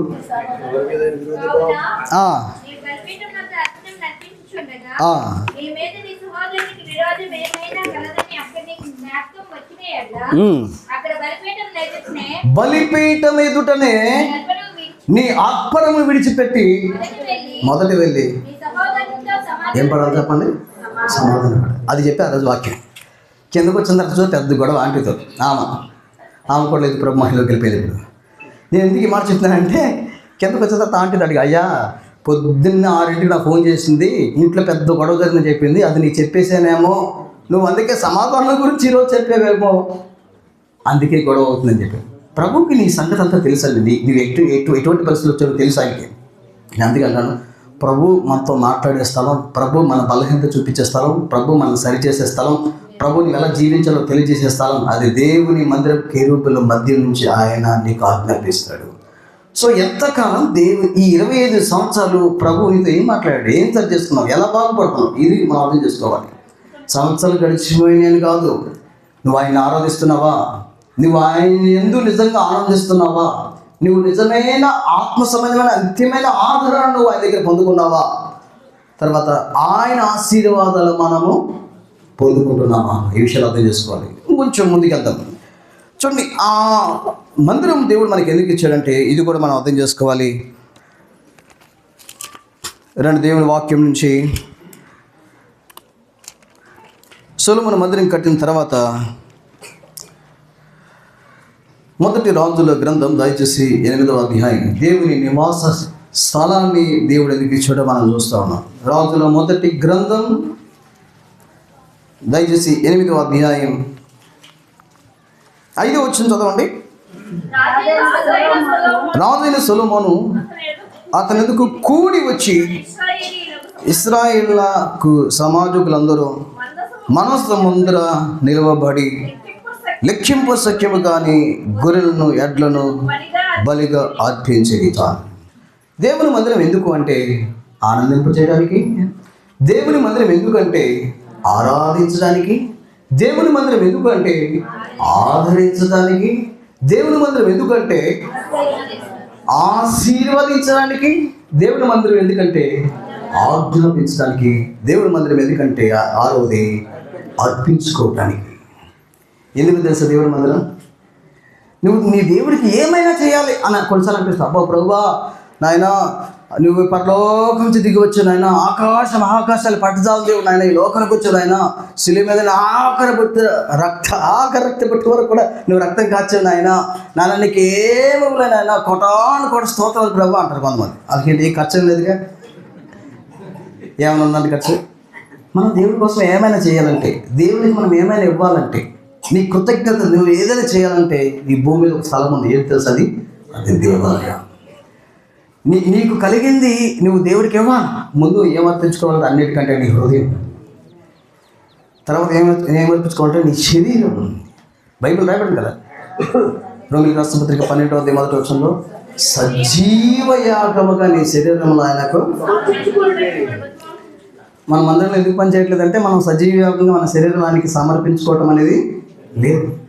అందుకే మనము ఒళ్ళొంచి దేవుని కోసం పనిచేసేది చాలా తక్కువ.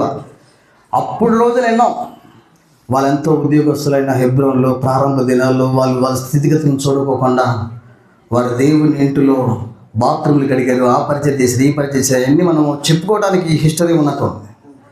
ఒకప్పుడు హెబ్రోన్, ఒకప్పుడు అసలు ఆ దినాల్లో, మరి ఈ దినాల సంగతి ఏంటంటే, ఈ దినాల్లో అసలు మనం ఒళ్ళొంచి దేవుని కోసం పని. దేవునికి మనము అర్పించుకున్నప్పుడే అది నిజమైన దేవుడు నీ మధ్య పెట్టిన దేవాలయం యొక్క ఉద్దేశము నెరవేరుతూ ఉంది.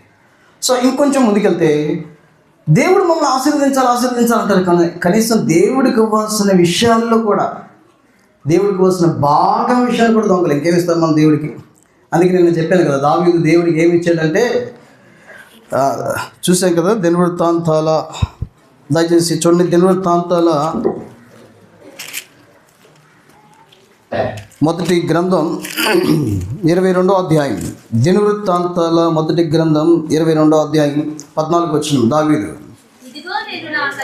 ఇదిగో నేను నా కష్టస్థితిలోనే ప్రయాసపడి యెహోవా మందిరం కొరకు 2 లక్షల మనుగుల బంగారమును 10 కోట్ల వెండిని తోచ సఖ్యముగా అని విస్తారమైన ఇత్తడిని ఇనుమును సమకూర్చి ఉన్నాను. రాళ్ళను సమకూర్చి కూర్చించుతిని, ఇంకా నువ్వు సంపాదించదుగాక. 16 చదవండి. 16 లెక్కింపలేనంత బంగారమును, వెండియు, ఇత్తడును, ఇనుమును నీకు ఉన్నవి. చాలు. ఏమన్నా చెప్పండి, ఎంత బంగారం ఇచ్చాడు యేసు ప్రభు? ఎంత ఇచ్చాడు చెప్పండి? ఎంత ఇచ్చాడు చెప్పండి? దేవుడు మందిరానికి ఎంత చెప్పండి? లెక్కింపలేనంత బంగారం, తోచలేనంత బంగారాన్ని దేవుడు ఇచ్చాడు. దేవుడు మందిరానికి దావీదు ఇచ్చాడు. అంటే అందుకే యెహోవా నీ తేజో మహిమ నిలుచు స్థలము నేను ప్రేమించుచున్నాను. ప్రేమించుట అనే మాట రాత్రిగా చెప్పాడు. 2 పదాల కలయిక, ప్రేమ ప్లస్ ఇచ్చుట, ప్రేమించుట. నిజంగా దావీదు దేవుని ప్రేమించాడంటే రుజువు ఉంది. ఏం తెలుసా? దేవుడి మందిరానికి ఏం చేయాలో 29లో, మొదటి దినవృత్తాంతాలు 29లో, మరియు పైన చదువుదాం. ముందు 2వ వచనం చదవండి. నేను బహుగా ప్రయాసపడి నా దేవుని మందిరమునకు కావలసిన పనికి, బంగారు పనికి బంగారము, వెండి పనికి వెండిని, ఎత్తడి పనికి ఎత్తడిని, ఇనుము పనికి ఇనుమును, కర్ర పనికి కర్రను, గోమేదకు రాళ్ళను, చిక్కుడు రాళ్ళను,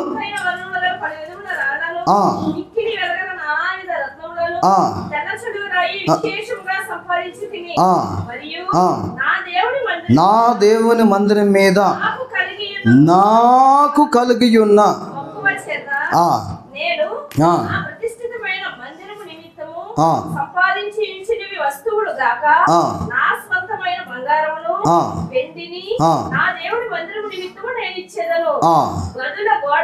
చాలు. ఏమిచ్చాడండి? అసలు అక్కడ ఉన్న రాళ్ళు ఒకటి కూడా తెలియదు మనకి 5 గులకరాలు తప్పేం తెలియదు. ఇన్ని ఇచ్చిన తర్వాత అక్కడ ఆకుండా ఏమన్నారు కదా సార్, నా దేవుని మందిరం మీద నాకు కలిగి ఉన్న మక్కువ చేత. మనం ఏమైనా ఒకటి ఇచ్చామనుకో, ఫ్యాన్ ఇచ్చామనుకో, ఇక అంతే సంగతి. అది పాడయ్యేంతవరకు చెప్తానే ఉంటాం. అది తెలుసా? అదే అది నిజంగా అంటే మన ప్రేమ. మీరు ఆలోచించండి, నా గురించి, మీ గురించి మీరు, నా గురించి నేను ఆలోచిద్దాం. ఏం చేసాం అసలు దేవుడి మందిరానికి? యథార్థంగా చెప్పండి. 25 సంవత్సరాలుగా వస్తాను, ఏం చేసావు అసలు? ఏం చేశావు? సువార్త అంటే రావు, పరిచర్య అంటే రావు, వంట అంటే రావు, మందులు పని జరుగుతుందంటే రావు, ఎప్పుడు లేని బిజీ ఎప్పుడే కలుగుతుంది. ఏం చేసాం? నేను అంటాను, మనం దేవుని ముందుకు వెళ్ళినప్పుడు ఎక్కడైతే ఏమీ చెప్పచ్చు, దేవుని ముందుకు వెళ్ళినప్పుడు సిగ్గుపడతాం. అసలు ఆయన ముందు ఏం నిలబడతాం? ఒక సేవకుడు ఒక చిన్న సందర్భం చెప్పాడు. ఏం చెప్పాడంటే, ఒక ఇద్దరు స్నేహితులు ఉన్నారంట. వారు ఎవరంటే, ఒక అతను లాయర్, ఒక అతను పాస్టర్. మధ్యరాత్రుల్లో లాయర్కి హార్ట్ అటాక్ వచ్చిందంట.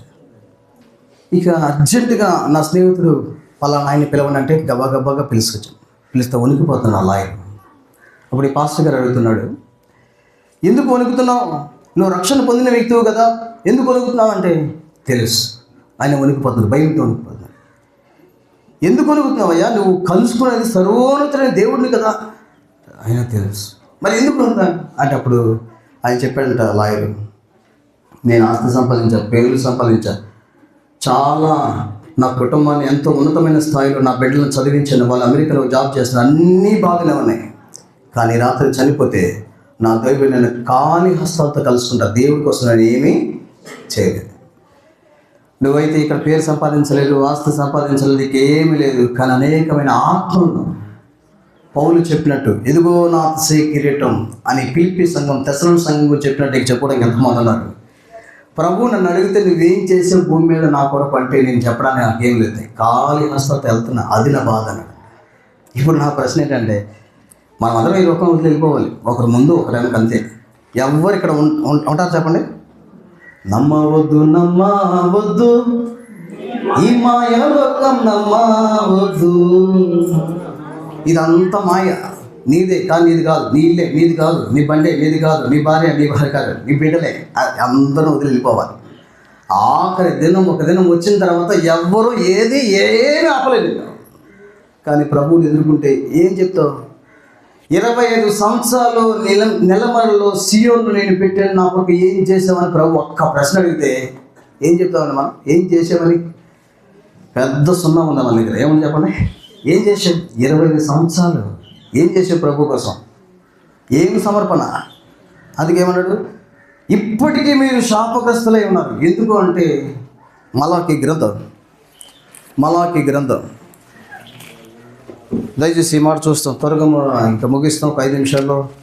మలాకి గ్రంథం 3వ అధ్యాయం 8వ వచనం చదవండి ఒకసారి.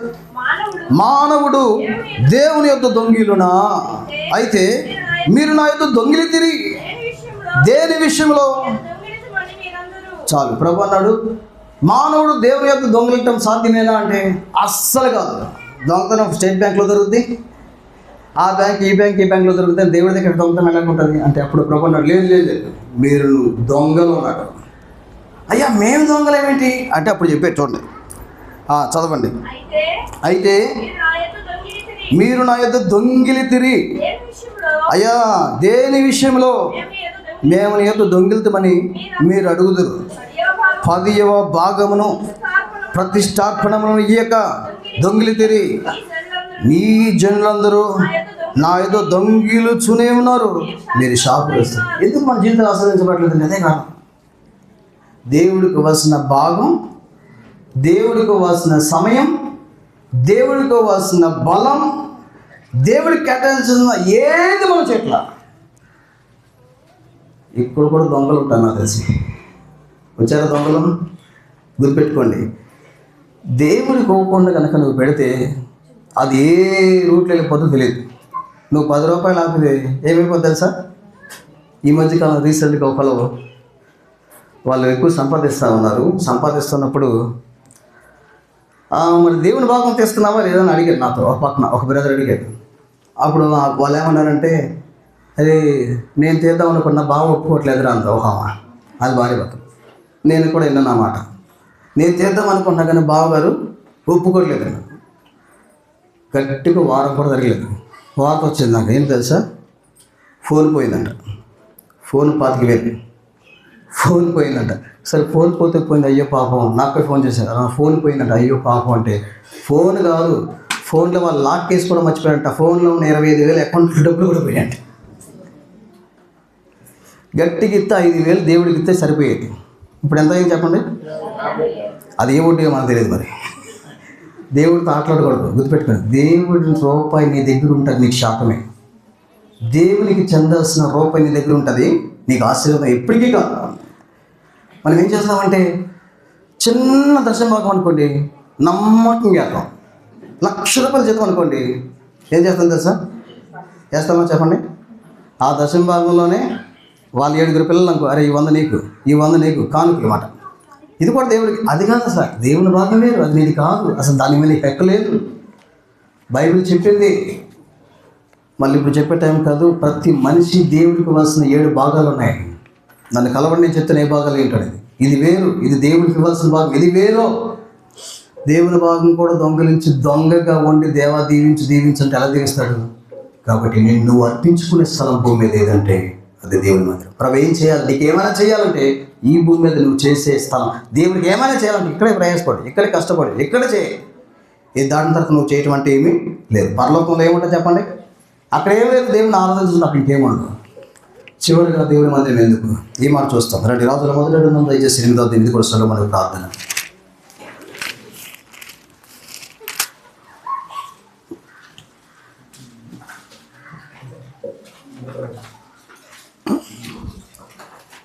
రాజుల 1 గ్రంథం దయచేసి 8వ అధ్యాయం 28 చదవండి. ఇదంతా తర్వాత చదవండి, ఇక టైం అయిన గంట ముగిస్తారు. అయినను యెహోవా నా దేవా, నీ దాసుల నా ప్రార్థనను విన్నపమును చాలు. ఆఖరిగా దేవుని మందిరం ఎందుకు తెలుసా? నిన్ను నీ ప్రార్థనను అంగీకరించే స్థలం భూమి మీద ఏదంటే అది దేవుని మందిరం. ఎంత చనిపోయినా ఆయన నిన్ను అంగీకరిస్తాడు. నువ్వు ఎటువంటి స్థితిలో ఉన్నా ఆయన నీ ప్రార్థన వింటాడు. నీ సమస్య నువ్వు ఎవరు చెప్పపోయినా పర్లా, ఆయన వచ్చి చెప్పు. నీ దుఃఖం, నీ వేదన నీవెవరు చెప్పపోయినా పర్లా, నీ ప్రార్థన వినే స్థలం ఆయన. నా శ్రమలో నేను యెహోవాకు మొరపెట్టి తిని ఆయన ప్రార్థన ఆలకించి ఉత్తరం ఇచ్చేసాం. నీకు ప్రతి ప్రశ్నకి జవాబు దొరికే స్థలం, నీ ప్రతి ప్రార్థనకు జవాబు దొరికే స్థలం, నీ ప్రతి కన్నీటికి ఆన్సర్ దొరికే స్థలం ఏదంటే అది దేవుని మందిరం. కీర్తన 18:6 కూడా దావీదు ఏమన్నాడంటే, కీర్తన గ్రంథం దయచేసి 18వ కీర్తన, నా శ్రమలో నేను యెహోవాకు మొరపెట్టి తిని నా దేవునికి ప్రార్థన చేసి తిని ఆయన తన ఆలయంలో ఆలకించి నా ప్రార్థన అంగీకరించాడు. నేను అంగీకరిస్తాను, నీ ప్రార్థన అంగీకరించే స్థలం. ఒకవేళ అంటాను ఇప్పటికే నువ్వు ప్రార్థన చేయకుండా నిరుత్సాహంతో ఆగిపోయేవేమో, ప్రార్థన కొడుకు రావట్లేదేమో. చాలాసార్లు మనం ఏం చేస్తామంటే ప్రార్థన కొడుక రావు. ఏమంటామంటే ఏదో బాధలు పోవడానికి రావాల్సింది ప్రార్థనకే, నీ కష్టాలు పోవడానికి రావాల్సింది ప్రార్థనకే. నువ్వు నీకున్న ప్రతిదీ కూడా దేవుడితో నువ్వు ఓపెన్గా మాట్లాడే స్థలం ఏదైనా ఉంటుంది దేవాలయం. ప్రభు దగ్గరికి రా. ప్రార్థన లేకపోయినా ఖాళీ ఉన్న టైంలో కూడా వచ్చి దేవుని మందిలో కూర్చొని ప్రార్థన చేయి. నీ సమస్య అంతా చెప్పు, ప్రభు ఖాళీగా చేస్తాడు. మనం మాటలు ఎక్కువ చెప్తాం, పనులు చాలా తక్కువ చెప్తాం. ప్రభు అల్లలో ఉన్నారు, వీళ్ళలో ఉన్నారు అంట. కొన్నిసార్లు ఇలాంటి అన్నీ మనం చూస్తున్నప్పుడు ఎవరు ఎలా ఉన్నా సరే నువ్వు ప్రార్థన చేయడానికి మొదలుపెట్టు. షిలో మందిరంలో మీరు చూడండి, ఆ మందిరంలో ఎంతమంది ఉన్నారు? 8 మంది ఉన్నట్టు ఉంటుంది. ఎవరెవరున్నారు చెప్పండి? షిలో మందిరంలో ఎవరున్నారు? ఏలీ ఉన్నాడు, ఏలీ 2 కుమారులు ఉన్నారు, ఏలీ 2 కోడలు ఉన్నారు. అక్కడికి ఎంతమంది? 5 ఉన్నారు. తర్వాత ఎల్కానా ఉన్నాడు, తర్వాత ఇంకెవరు? పెనిన్నా ఉన్నారు. అందరూ ఉన్నారు అక్కడ, మీరు చూడండి. కానీ ఎవరైనా ప్రార్థన చేస్తారా? వాళ్ళు రావట్లేదు, నేను ఎందుకు రావాలి అనుకోవద్దు. వాళ్ళు చేయట్లేదు కాబట్టి నేను ఎందుకు చేయాలి అనుకోవద్దు. ఎవరు చేసినా ఎవరు చేయకపోయినా దేవుని మందిరం నీ ప్రార్థన అంగీకరించే స్థలం అని నీకు అర్థమైతే, తోడెవరు రాకపోయినా ఎవరిని సహకరించకపోయినా నువ్వు వచ్చి ప్రార్థన చేస్తే దేవుడు కార్యం చేస్తాడు. అన్న ప్రార్థన బట్టి సమూయేలు వచ్చాడు, సమూయేలు రావటాన్ని బట్టి దావీదును అభిషేకించాడు, దావీదును అభిషేకించిన బట్టి దావీదు గోత్రంలో నుంచి దావీదు కుమారుని యేసు ప్రభువు లోకానికి వచ్చింది. ప్రార్థన ఎక్కడికి వెళ్తుందో జవాబు మనకు తెలియదు. నీ ప్రార్థన నీ కుటుంబాన్ని మార్చగలదు, నీ ప్రార్థన నీ భర్తను మార్చగలదు, నీ ప్రార్థన నీ భార్యను మార్చగలదు, నీ ప్రార్థన నీ భజనను మార్చగలదు, నీ ప్రార్థన చేత నువ్వు ఏమైనా చేయగలవు. రాత్రి కూడా చెప్పాను, ప్రార్థన మాత్రమే ఆకాశాన్ని తెలియజేసే శక్తి దేనికో తెలుసా? ప్రార్థనకి. నువ్వు ఉన్న స్థలం కదిలిపోయే శక్తి దేనికో తెలుసా? ప్రార్థనకి. ఎదురవుతున్న ఎర్ర సముద్రం పాయలైపోయే శక్తి దేనికి ఉందో తెలుసా? ప్రార్థనకి. ఆకాశంలో సూర్య చంద్రాలను ఆపే శక్తి దేనికి ఉందో తెలుసా? ప్రార్థనకి. ప్రార్థన అతీతమైన శక్తి, పవర్. ఈ ప్రార్థన శక్తి నీకు అర్థం కాకపోతే, అందుకని అంటే ప్రార్థనకి ఎందుకు రాదంటే ప్రార్థన విలువ తెలియనిదో రాదు. నిజమైన ప్రార్థన విలువ తెలిస్తే మందిరానికి అసలు మానవ. ఇప్పుడు ప్రశ్న వేసుకో, 25 సంవత్సరాలుగా ఎన్ని ప్రార్థన కొడుకులకు వచ్చారు?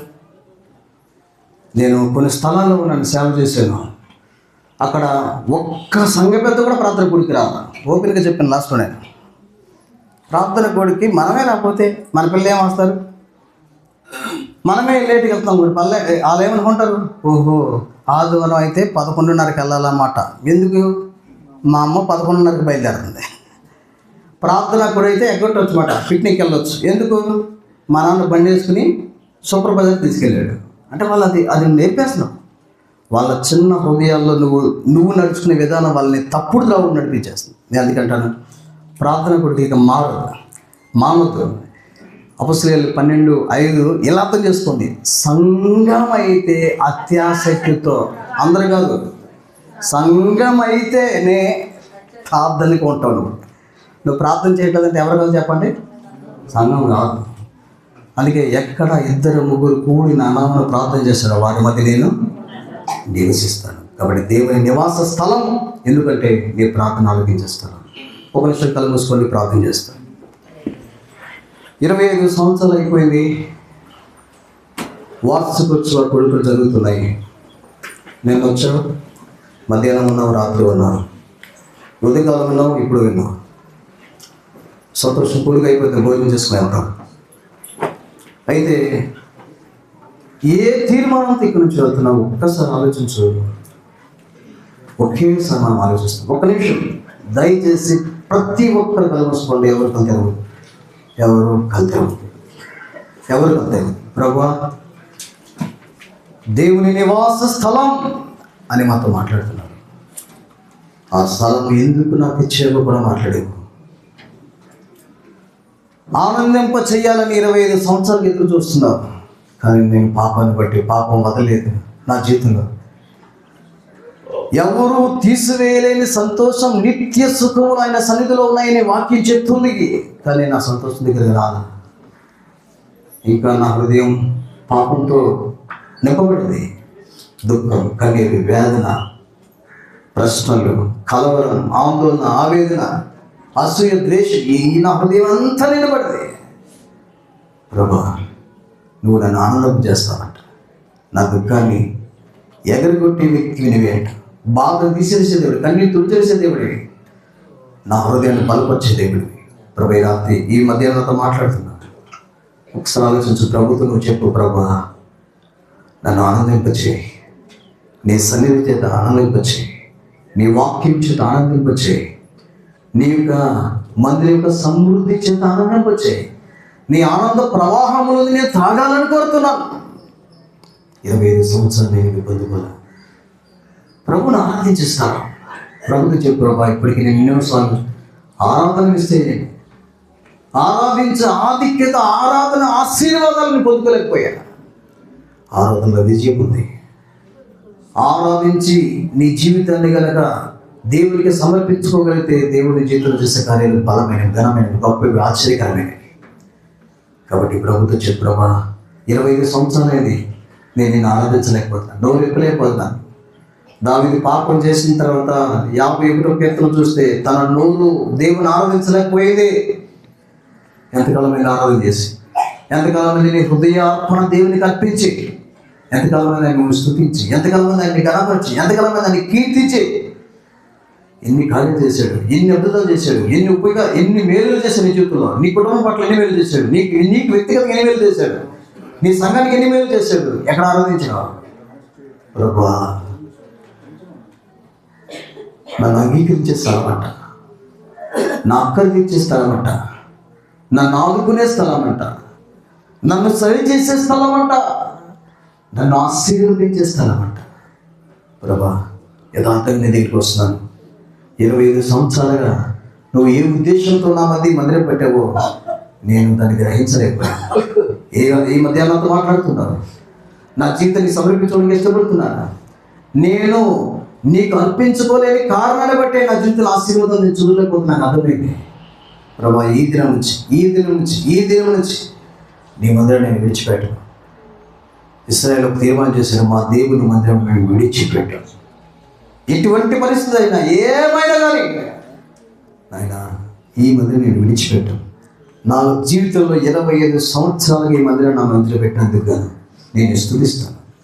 ఒక చక్కటి తీర్మానం కలిగి కలిగించమని మధురించండి. భూషణం గారు రాజన్న వస్తాడు, కొన్ని మాటలు భూషణం గారు ప్రార్థన చేస్తారు. తిమోతన్న ఆశీర్వదిస్తారు.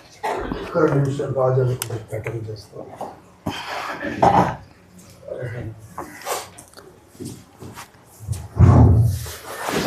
తండ్రి ఉన్నారు.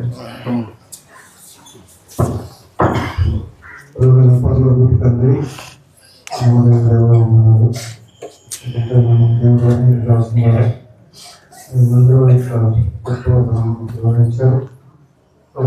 మరి మందిరం లేకపోతే మేము 5 సంవత్సరాలు పదించి పరిష్కరించుకుంటూ అభివృద్ధిస్తున్నాం తండ్రి. 2 భోజనం కూర్చో. చాలా సంతోషం. వచ్చిన ప్రజలకి, సంఘ బిడ్డలకి, మరి ఎరుషలేము నుండి ఆయా స్థలానికి వచ్చిన దేవుని ప్రజలందరికీ కూడా హృదయపూర్వకంగా నమస్కారం చెల్లిస్తున్నాను. ఈ మందిరం మరి దేవుడు నాకు ఈ ప్రాంతానికి 99లో ట్రాన్స్ఫర్ చేశాడు. చేసినప్పుడు అద్భుతకరంగా ఏం చేశారంటే, నాకు ఒక ఆశ ఇప్పుడు నేను ఒకరిని ఉంటే రెస్పాన్సిబిలిటీ చదవకపోతుంది కాబట్టి ఒకరికి కొంతమంది దేవుని పిల్లలు వాళ్ళ ద్వారా బలపరచబడాలని ఏ ప్రాంతానికి వెళ్ళినా మొదట పాజిటివ్ ప్లేట్ పెడతాము.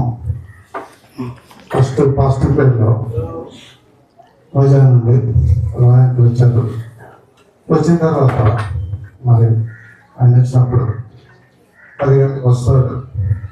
5 గంటల వరకు ఆయన ఫాస్టింగ్ ఉంటాడు. మరి మనం కూడా ఏం చేయాలంటే ఆయన చెప్పినట్టు మనం వినాలి. లేకపోతే ఆయన ఏం చేస్తుందంటే సెకండ్ టైం రాడు. ఆ విధంగా ఆయన వచ్చి ప్రార్థన చేసి ఆయనకు వాగ్దానం ఇచ్చాడు. తర్వాత నేను కూడా ఏం చేశానంటే నాకు కూడా ఒక మాట చూపించని ప్రార్థన చేశాను. కొంతమంది తీసుకున్నాం. కొద్దిగా 10 నిమిషాలు ఇక్కడ పరిచయం ప్రార్థన మీరు తెలుసుకోమన్నారు. విషయం 30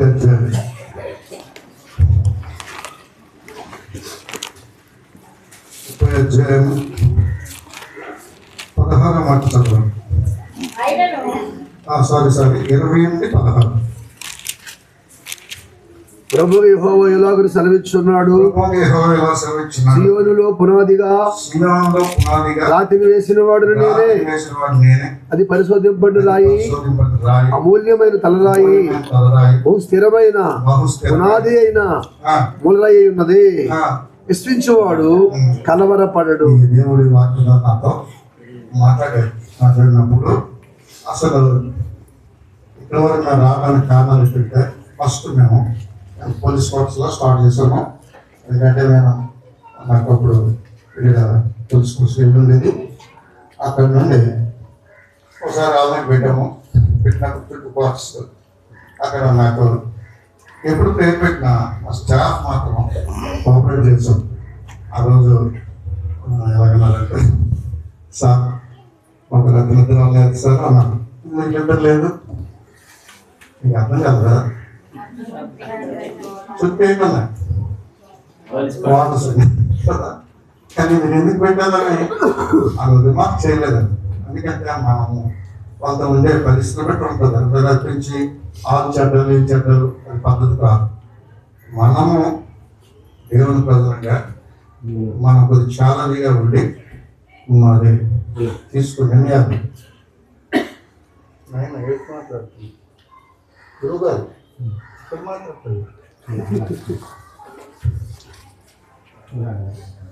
నేను జాగ్రత్త మీరు డిస్టర్బ్ చేసినట్టు ఉంటుంది. సేవకులు కూడా సెలవుట్టుకొని మందిరంలో మాట్లాడమంటే నాకు ఎలా చేయమంటారు. మీరు అందరూ ఐఏఎస్ ఐపీఎస్ పోస్టులు ఎక్కువట్టున్నారు.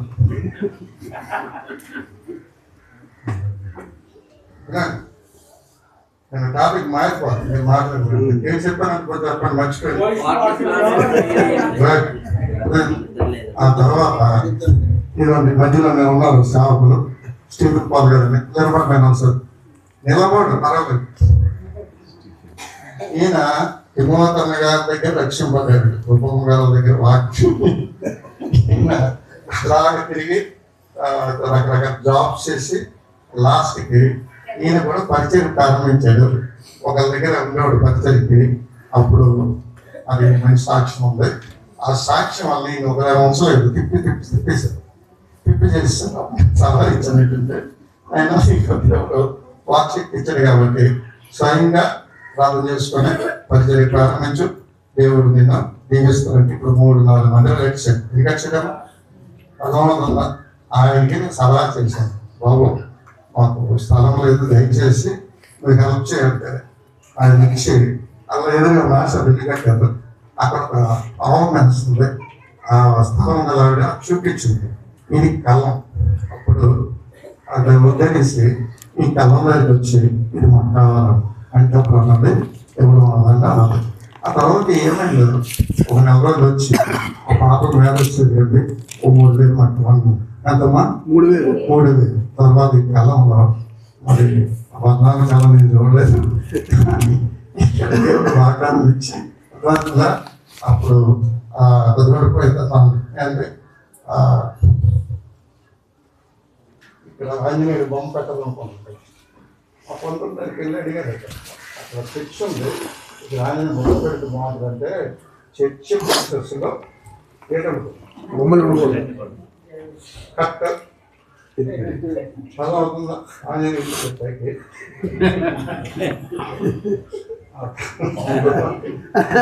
ఆ తర్వాత చాలా చిత్రమైన కార్యాలు జరిగాయి. ట్రైన్ లేకుండా చెప్పలేకపోతుంది కదా. నేను కాకినాడలో ఒక ఇంజనీర్ గారు ఉన్నారు, ఆ పేరు మర్చిపోయాను నేను. మా బాలసుందరం గారు వాళ్ళ కొడుకులు ఇంజనీర్లు. అయితే నేను ఎవరో బ్రదర్కి అడిగాను, బ్రదర్ చర్చెస్ అన్నిటికీ బ్యాంక్స్ ఆలోచిస్తారంటే ఎందుకో మన తిమోత గారు తెలుసు కదా, ఇక్కడ మొదలవాడు చేశారు. ఆ తిమోత మొదలవాడు ఉండేవాడు. అప్పుడు క్యాబినెట్లో మన దగ్గర వచ్చినప్పుడు నేను సలహా చేశాను. ఇక్కడ కాకినాడ బాలసుందర్ గారు వాళ్ళంటే ఇంజనీరింగ్ ప్లాన్స్ ఇస్తారట అంటే లేదు కదా ఇక్కడ విశాఖపట్నం ప్లాన్ కూడా ఇప్పించారు. తర్వాత శ్రీకాకుళం వెళ్తున్నారు. నేను ఫోన్ చేస్తాను, మీరు ఫోన్ నెంబర్ ఇస్తానంటే ఆ ఫోన్ చేసి ఫోన్ నెంబర్ ఇస్తే డైరెక్ట్ ఇక్కడికి వచ్చాను. వచ్చేసి తప్పకుండా ప్లాన్ ఇస్తారండి. ఇచ్చిస్తే అప్రూవ్ చేస్తాను. నేను అనుకున్నాను, నేను ఒక మానవుడికి కొన్నిసార్లు సాధ్యపడదండి, దేవునికి ఏది కూడా అసాధ్యమో లేదు. ఆ లెక్కలు మాకు తెలియదు.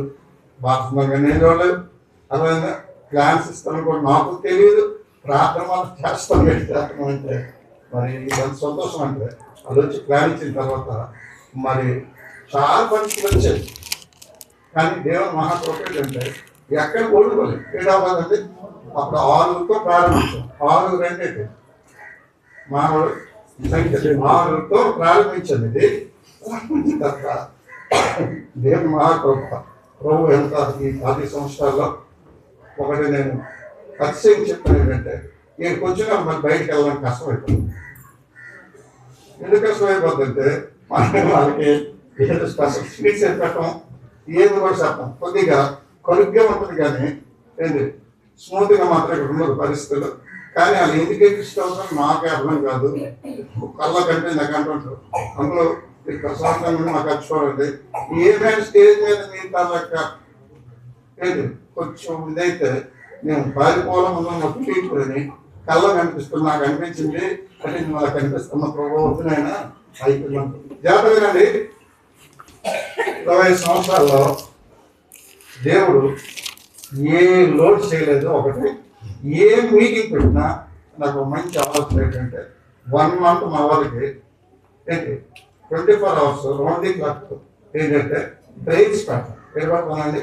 అది ఏకమించిన ఏకని అనౌన్స్మెంట్ చేసి ఒకరికి ఏం చేస్తాం కాగితాలు ఇచ్చి ట్రైన్ ఇచ్చేస్తాం. వెళ్ళి చెప్పామండి కనీసం ఒక్కలేమంటారు కదా కాన్స్పెక్ట్ అందరూ దేవుని ప్రేమిస్తున్నాం ఉంటారు లేదండి. మనమే ప్రేమిస్తున్నాం. చాలా మంది ప్రార్థన చేశారు. అద్భుతకరంగా శత్రువు కూడా చాలా కొన్నిసార్లు మనకి కనిపిస్తాడు. మీటింగ్ పెట్టినప్పుడు తల్ల కూడా తెచ్చి పెడతాడు. తర్వాత ఏంటంటే మనం బాగా డిసప్పాయింట్ చేసేస్తారు. తర్వాత శరీరాలు బాగా ఆరోగ్యాలు కూడా పోగొట్టుతారు. ఇంట్లోనే పెద్ద పెట్టేస్తారు. యుద్ధము పెట్టేస్తారు. బయట యుద్ధం అయితే పర్లేదు కదా. బయట యుద్ధం అయితే మనం వెళ్ళిపోతాము. ఇంట్లో యుద్ధం అయితే కాబట్టి మీ అందరికీ చెప్పాలి కానీ ఇక స్టార్టింగ్ ఎలాగైంది పడితే ఏం వాగ్దానం దేవుడు ఇచ్చాడు. ఎవరిని వాడుతున్నాడు అర్థమైందా. కాబట్టి నిజంగా రాబోయే దినంలో కూడా ఈ పరిచయ విషయంలో దయచేసి సేవకులు బయట సంఘాల ఇచ్చిన దేవుని ప్రజలు అర్థం చేసుకుని బాగా ప్రార్థన చేయండి. ఈ పక్షస్థలం నుండి ఎంత ప్రయత్నం చేస్తున్నాం అడ్లు ఇక ట్రై చేస్తున్నాం అడ్లు ఇది చూసిన అడ్లే. ఎందుకంటే కొద్దిగా జ్ఞానం వచ్చింది ప్రజలకి. కానీ దేవుడు ఇవ్వాలంటే అప్పుడు ఇచ్చిన దేవుడికి ఇస్తాను చెప్పండి. అప్పుడు దేవుడు అన్నాడు మా అక్క మీకు సంబంధించిన ముందు తెలియదండి. తెలిస్తే నేను ఇవ్వను అంటే అన్నాను. నువ్వు ఇవ్వలేదు మీ అక్క. ఇది దేవుడిది దేవుడు ఇచ్చాడు. ఎవరు ఇచ్చారు? దెబ్బతాన్ని మాట్లాడాడు. ఎందుకు మాట్లాడుతుంటే మీరు అవ్వకండి. ఒక దేవుడు ఒక నిర్ణయం తీసుకున్నాడంటే మధ్యలో ఉన్నోళ్ళు కూడా కాదు మాట్లాడద్దండి. దయచేసి ఇది సామాన్య విషయం కాదు. కాబట్టి అయితే మా చిన్నపిల్లలు కూడా ఎప్పుడు ఎదురు చెప్పలేదు. చెప్పదంటే ఎస్ అంటే ఎస్, నో అంటే నేను అంతకన్నా ఇప్పుడు నేను మాట్లాడను. వాళ్ళు కూడా మాట్లాడడానికి అవకాశం లేదు. లేకపోతే మనం పని చేయగలంటే నేను గడిపి కలవగలనా, లేకపోతే నీరు పోయగలనా, ఒక తగ్గల తోమగలనా, ఏది లేదు. ఏంటంటే వాళ్ళు దేవుని ప్రేమిస్తున్నారు. ఆశీర్వాదం ఇప్పుడు అంత ఆశీర్వాదం ఇప్పుడు అంతసేపు అంతేనా? ఎన్ని ఆశీర్వాదాలు 7 ఆశీర్వాదాలన్నీ ఎందుకు వస్తాయి? కాబట్టి మీ అందరికీ మంచి గ్రామీణ ఏర్పాటు చేసాము. దైవ సేవకులందరూ కూడా మంచిగా కొద్దిగా లోటు అర్థం చేసుకోండి. ఇక్కడే ఉండండి. తర్వాత అన్నగారు నేను ఎప్పుడు ప్రార్థన చేస్తాను ఖచ్చితంగా రావాలని. ఒకసారి అడిగితే అన్న సరిగా నాకు సమాధానం చెప్పలేదు. అంటే నాకు వయసులో పెద్దవడం చిన్నవాడు కదా అనుకుంటా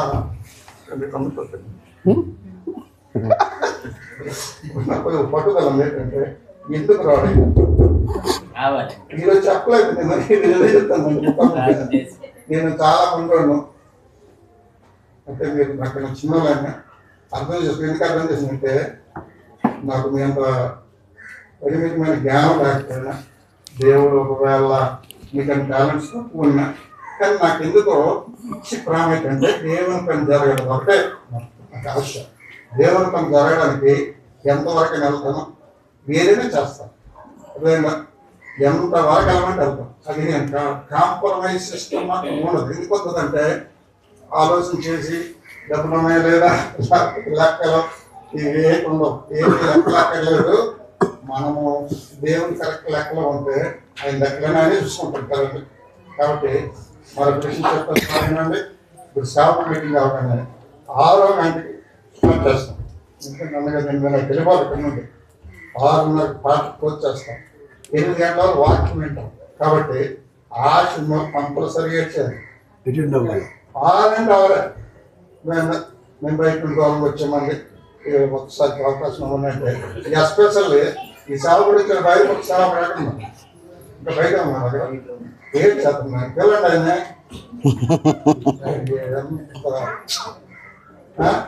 బయలుపూర్వక వాళ్ళు ఎగ్జామ్షన్ లేదు. వాళ్ళు వెళ్ళారంటే మీ చేపే సరిపోతుంది. తప్పకుండా ఒప్పుకోండి. ఎందుకంటే నేను ఆ సేవకి నిన్న పరిస్థితి పెట్టి రాలేకపోతాను. కానీ లేకపోతే మరి నేను కొంచెం డిఫరెంట్గా ఉంటాను. నాకు కూడా తెలుసు. కాబట్టి మీరు ఎవరైనా వెళ్ళచ్చు. మా చర్చ వీటిని వదిలేస్తాను. కానీ మన మాట వదలను. 6 గంటలకి ఉండాలి. చూస్తాను కరెక్ట్.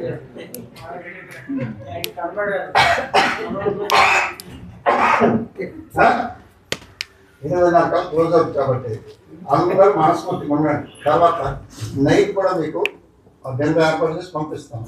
మామూలుగా మీకు ఒకసారి ఈయన అన్నాడు ఏంటన్నాడంటే మీరు అందరూ వచ్చారు నైట్ మీల్స్ పంపకపోతే ప్యాక్ చేసి ఇచ్చేట పట్టుకెళ్ళమన్నాను. ఎందుకు వచ్చాను మీరు ఎందుకు వెళ్ళిపోతారు, మీ అందరూ ప్యాకెట్స్ రెడీ చేస్తాము పట్టుకొని వెళ్తున్నాం అన్నప్పుడు మేము కొంచెం అన్నారు కదా మాట్లాడు. కాబట్టి ఇక్కడ పరిచయం ప్రారంభించి ఇంతవరకు దేవుడు నడిపించాడు, ఇక ముందు కూడా నడిపిస్తారు. దైవజనులందరికీ నా వందనాలు. ఎందుకంటే నాకన్నా చిన్నమైన యోగులు మా ప్రాంతం అది మా ప్రాంతం ఈ ప్రాంతం ఈ ప్రాంతం కానీ నేను అక్కడ నుండి స్టార్ట్ అయిన అక్కడ నుండి భారతదేశం నుండి బొబ్బులి నుండి బారంగా నేను ఆగినా చెప్పేది చల్లగా వచ్చి ఇక్కడ వేరం శ్రీలంక టైపు రావాలంటే చంద్రబాబు కాబట్టి ప్రేమకు వచ్చి మనకి అందరికీ ప్రార్థన చేసుకుందాం. భూషణ్ గారు ప్రార్థన చేస్తారు, తిమ్మతన్న ఆశీర్వదిస్తారు. మరి ముందుగా సహోదరులు పిల్లలు అక్కడికి వెళ్ళి భోజనం చేయండి. ఇక్కడ సేవకులందరికీ 3 గంటలకి మళ్ళీ సేవకుల మీటింగ్ ఉంటుంది. ఎవరు బయట తిరగొద్దు. 6 గంటలకి సాయంత్రం మీటింగ్ ఉంటుంది. దయచేసి బైరంపురపోలు, చీపురిపిల్లి, కొండదాడి, మెరక 3 దమ్మలు వెళ్ళడానికి వీలు లేదు. అది రాజుగారి ఆజ్ఞ. సజీవుడు అనేక దినాలు చేసే ప్రార్థన సీఎం ఏర్పాటు చేయడం దినాలు కొడుకును బట్టి వందనాలు. సంఘము దాసులు ఆశించిన మేరకు మీ దాసులు మీ తండ్రి గౌరవం తీసుకొచ్చారు.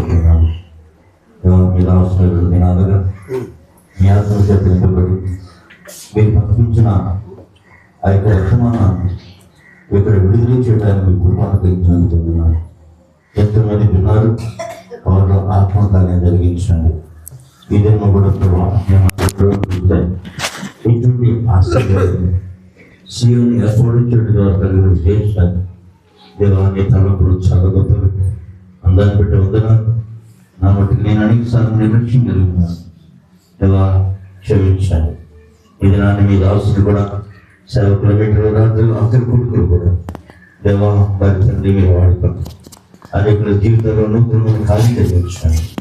ఎంతవరకు పరిశుద్ధాత్మ దేవా మీరు 2 దినముల కాలం ఎంతవరకు నడిపించినందుకు మమ్మల్ని తెలుస్తూ మా మధ్యలో చేసే మీరు మహిమ పొందినందుకు గణపరుస్తూ దేవా ఈ భాగ్యాన్ని నాకు కలిగించినందుకు ఆయన నేను స్థితిస్తూ స్థానిక దైవజనులు కుటుంబం సంఘాలు పెద్ద తండ్రి పరిశుద్ధులు దీపించడం మాత్రం వచ్చిన ప్రతి కుటుంబాన్ని బట్టి ప్రతి పరిశుద్ధుని బట్టి దైవజనుని బట్టి పరిసరాన్ని గమపరుస్తూ యేసుక్రీస్తు వారి యొక్క దివ్యమైన నామంలో ఈ స్తుతి ప్రార్థన అర్పించి పెట్టుకున్నాను తండ్రి.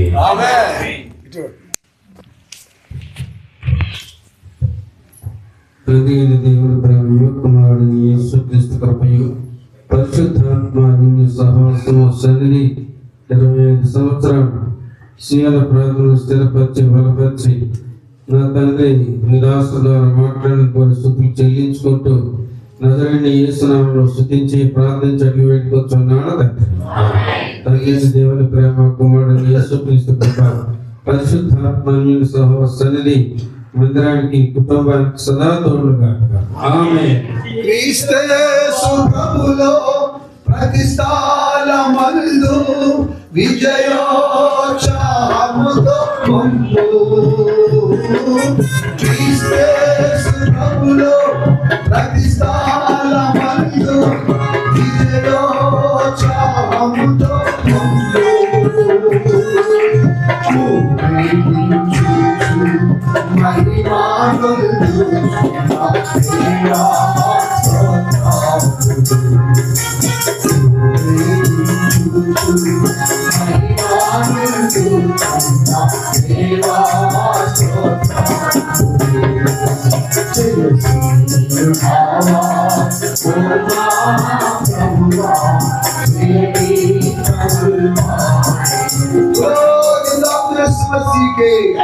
जल्दी आने वाले